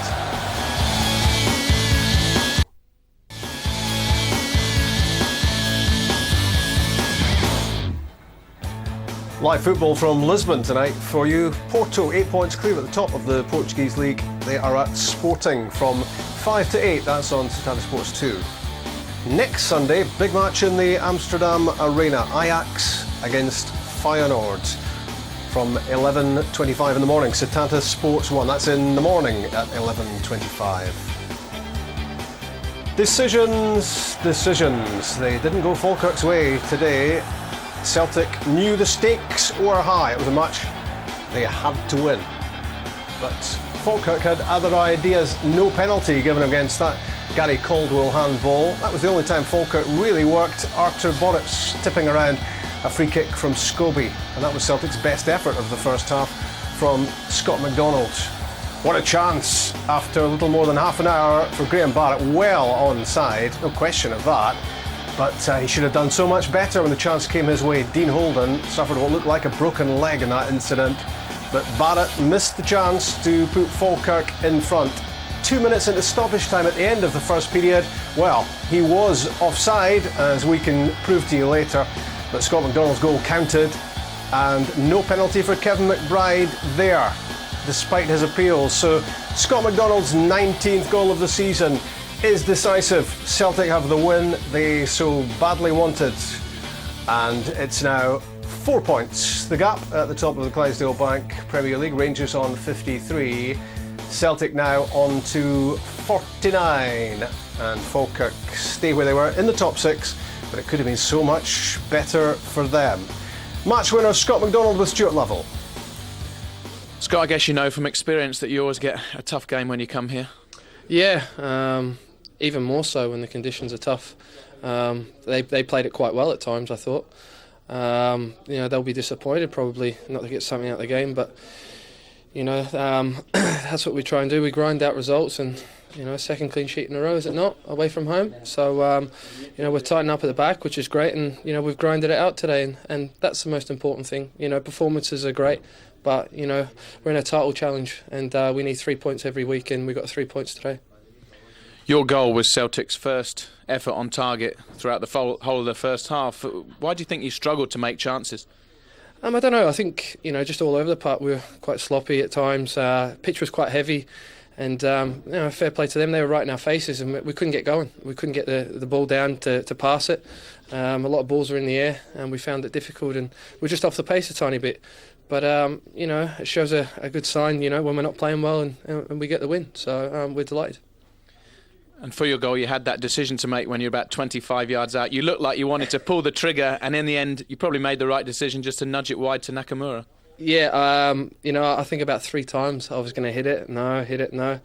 And then I seen the magician out wide, and I thought, I'll just give it to him. It's a better ratio if I give it to him. And thankfully enough, I got in the box, and he delivered a fantastic ball and was able to nick in. There were supporters around me who were talking about the fact that Nakamura had contributed very little up till then, but of course the first time that you gave him the ball in a wide area when he was isolated one-on-one, he made your goal. Yeah, that's right. He's come back from injury a long time out, and he's just finding his fitness and getting back to his best. And at times, you've got to give them credit, Falkirk, today, because they shut us down really well, and we found it difficult to try and get our key players on the ball. Aiden out on the other side, and Naka, and Scotty Brown and Massimo found it difficult, because they had 3 in the middle of the park, and they just didn't give us a minute's peace. So like I said, fair play to them, but we come here and we did the job. We got 3 points. Being a proven goal scorer, I don't imagine you'll be bothered too much, but were you aware you were offside for your goal? Was I? No, I didn't. Oh well. Sometimes you get them, sometimes you don't. I remember up in Inverness away, I was clearly onside and never got it. So sometimes they go for you, sometimes they don't, and hopefully they usually balance themselves out, over the period of the season. Thanks, Scott. Cheers.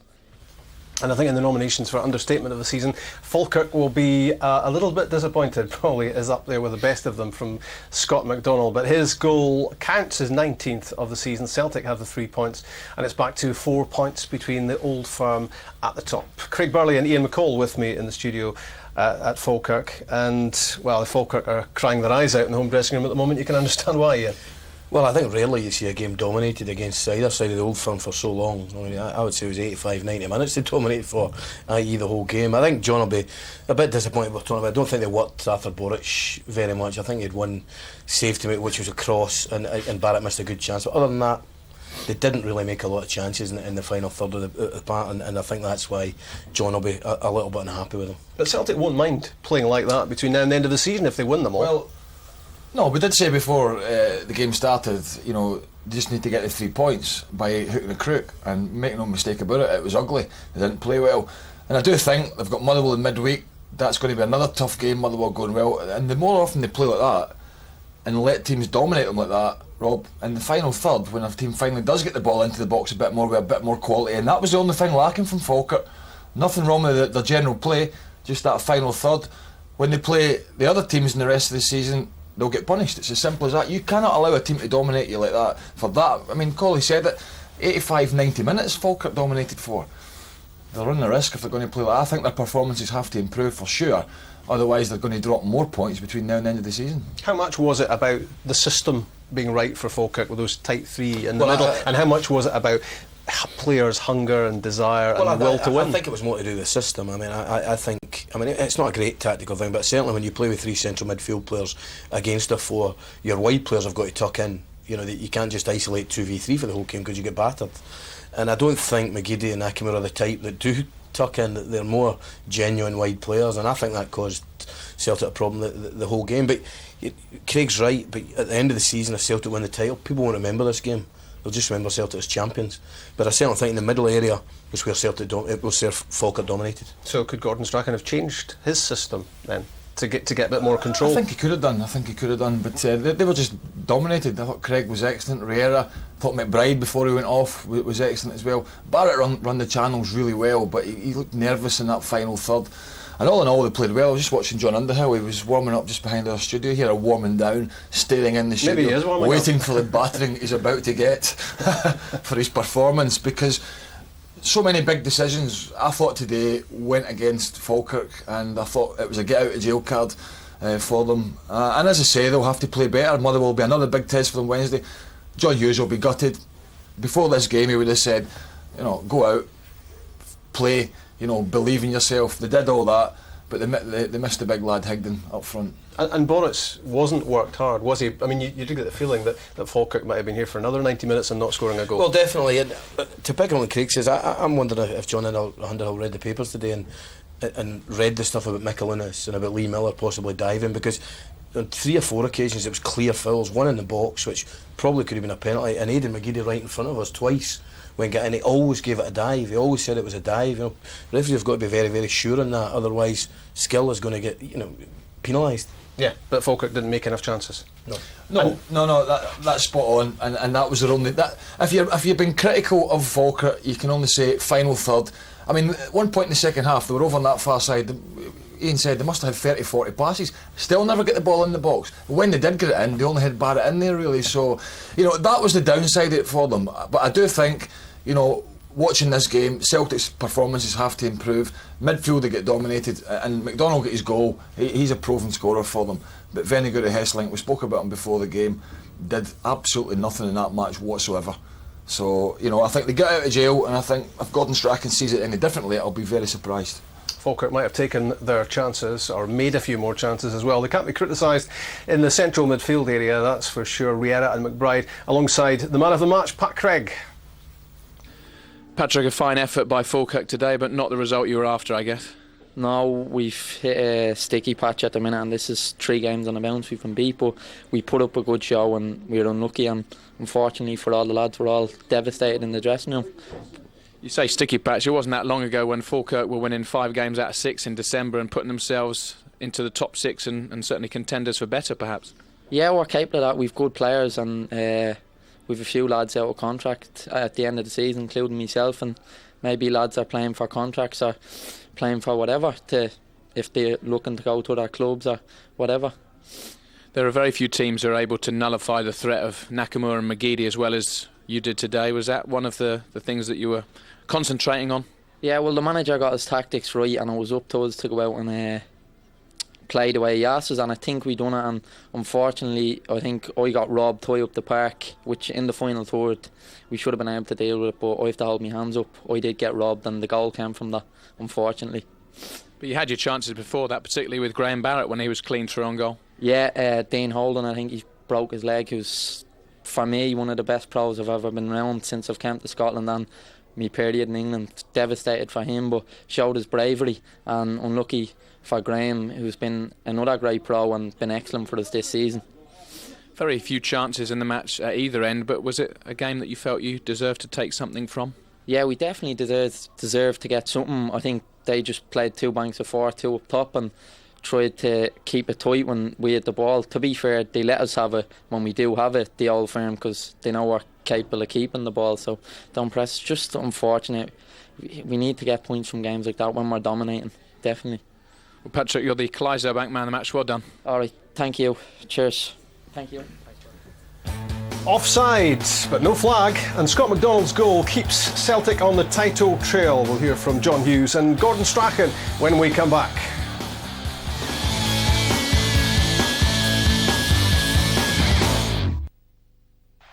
Don't take your eye off the ball. Clydesdale Bank, always on the ball.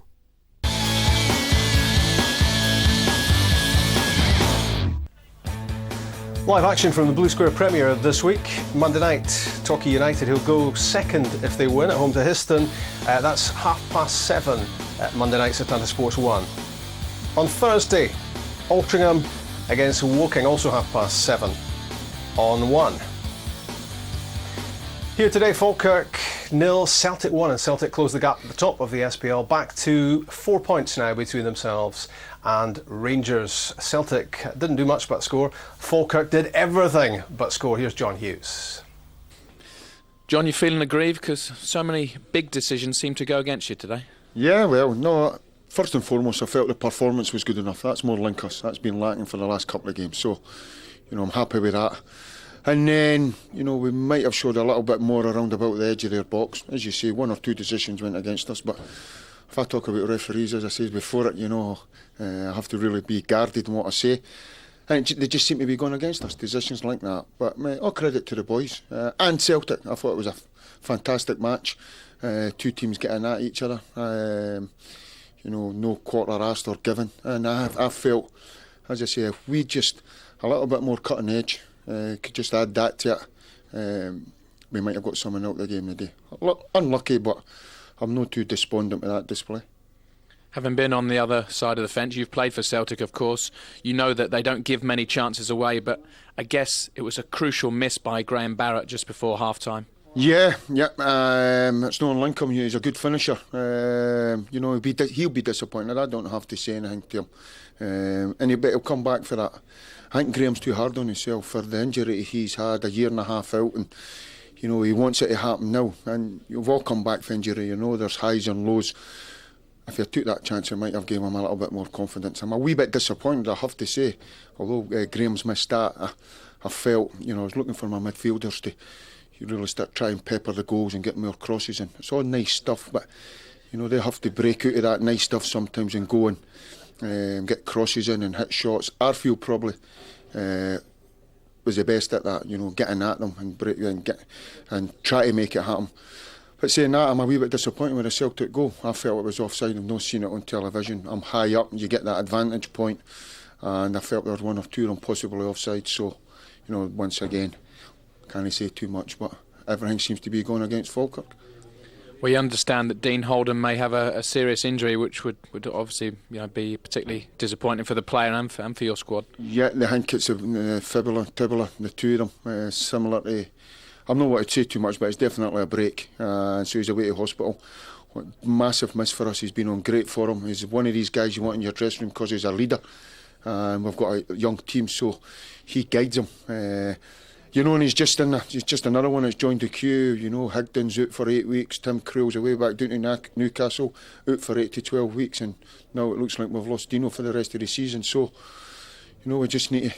And then, I spoke to you before the game, and all my money, I'm trying to save up my pennies and looking to bring a player in, and my goalkeeper goes down. Although Lesnick was, as I say, has every confidence in him, my money has to go now to try and get another goalkeeper in as backup to Boboy, or go and fight him for that position. That's how, that's what you're scraping the barrel sometimes. But once again, I look at my young kids coming through the system: Darren Barr, Arfield, Scobie. That makes me a very proud guy. I thought the 3 of them were absolutely outstanding. What was your view of the tackle? Because I guess you would say that Stephen McManus is a committed centre-back along the same lines as you were as a player. Did you have much of a view from back there at the back of the stand? I was a better player than Stephen, I don't know, technically. Stephen, I talked, as I say, in the interview I done, I mentioned 2 players at Celtic, Nakamura and McGeady, being geniuses and talented, but the mainstay for me is Stephen McManus. He holds it Celtic together as a captain, he's a leader, he goes in, he's a fully committed player. He's entitled to go for that tackle, so we're never pointing the finger of blame at anyone like that, and I'm quite sure he'll be the first one on the phone seeing how Dino was. Fully committed, and that's what happens in football. We just need to take it on the chin and get on with it. Thanks for your time, John. Cheers. Well, it was the first game of a 4-match ban from the touchline for John Hughes for remarks to a refereeing supervisor, and as he said to us before the match, he might end up in Alcatraz if he is guilty of a further indiscretion. But I think when he looks back on the tapes of today's game, he might have something a little bit stronger to say. Craig and Ian still with me, and he, even from his position at the back of the stand, he thought the goal was offside. I mean, yes, it's a tough call. The officials are under pressure, but how big a call when it decides the game? That's what they're there for. Goodness sake, they're there to make big calls. They're there to make the big decisions. They're not there to tell you if a ball's, half an inch over the line and the halfway line going out to play. They're there to get the offsides. They're there to get the penalties. The big decisions that's going to change games. And from the assistants to the referee, I think in everybody's view in here, they got them wrong today. I think the offside on it, we didn't need Satanta's technical wizardry to draw that line, because it was right along the 6-yard box. One player was just in front and one player was just behind, and I thought it was quite an obvious call for the line. And you're in that technical area, that's where you do your work. How does that feel when you go off the pitch at the end? One goal settled it, and it shouldn't have counted. Well, he did well, John did well there, not to say anything, because I think he's probably been told it's offside. Whether he'd have been absolutely certain to see it from up there, but somebody will have told him it's offside, and it's quite clear on our screens. He did well, but sometimes it's very, very frustrating, particularly when it seems to build up over 3, 4, 5 weeks that you keep getting decisions against you. And everybody says it evens out over a season. Well, you know what, sometimes maybe it doesn't. As Craig was saying, John Underhill, the referee, was doing his warm down behind us, looking up a little bit nervously towards the studio, wondering what we might have to say. Well, John, I think you got this one wrong, because 14 minutes in, another big decision, and a blatant handball by Gary Caldwell, and the referee was looking at it. This is just part one, folks. There's more to come after this. Watch the left arm coming out, watch John Underhill's position. You're not telling me Nakamura's blocking him there. I'm not having that. No reason for Gary Caldwell to stick the left arm up. And you can quite clearly see, there you go, off the hand. Unless the rules have changed, and they haven't, that's a penalty kick. Yeah, I think it's accidental, but it's quite clearly a penalty though. Because he's moved his hand up towards the ball, so it's a clear penalty. If you go to make a challenge in the box and you don't get there, it's accidental. But it's still a penalty. Yeah, it's still a penalty. Yeah. But the worst thing is the referees. Now I'm still in the game, so I've got to watch what I say. But the referee is 5 yards directly in line with that. How can you make that error? It's a clear penalty. Decisions that didn't go Falkirk's way, but they lacked cutting edge as well, as the manager himself has just told us. And this was really the only moment in the match that Artur Boruc was worked at all, and it was a free kick from a wide area. Yeah, but Boothie says it was going in. I'm not sure if it was going in. It was certainly close, but I've got to say it's a great... Yeah, it was going in. I think it was going in. And it's a terrific save. But, I mean, that's prevalent in Falkirk's game. They do try and get good balls into the box, but today they didn't do it enough. Tidy in the middle, but not enough happening in the final third. Yeah, I think that's a spot-on summary of the game, and I think when John Hughes looks at the tape back at this match, he'll just be a hugely frustrated man with the... Although he did say in his interview he's proud of the way his team played, but he knows at the end of the day it's about end product, and it's the only thing that was lacking from them today. And if anyone was going to score for Celtic, it was going to be Scott McDonald. For much of the first half, this was about their only threat. Yeah, I mean, it says a lot for the way the game was going. It was a bizarre corner because every single player in the box was in the 6-yard box, and McDonald comes off, and the defender does well. It's no more than a half chance. We're feeling for Dean Holden, obviously, because of that broken leg that he suffered here. It was typically brave and bold of him as he set up Graham Barrett for the chance on goal, and well, you'd one eye on a crunching challenge there and another on Graham Barrett, who had a great chance to fire Falkirk ahead. I just hate looking back at these challenges. As a player, I've played in games where you can see he's onside. Paul Hartley's 5 yards deep, but I've played in games when guys have broke their leg, and it's horrible. And I'm surprised to see here John Hughes saying, you can see that Graham Barrett's a great finisher. I think we all felt in here he was a bit nervy in that final third, and maybe it is because of his time out, and maybe it is because of that injury, the injury problem he's had, and John Hughes alluded to that. But the one thing he didn't do was get it out his feet. He got it stuck under his feet, and he never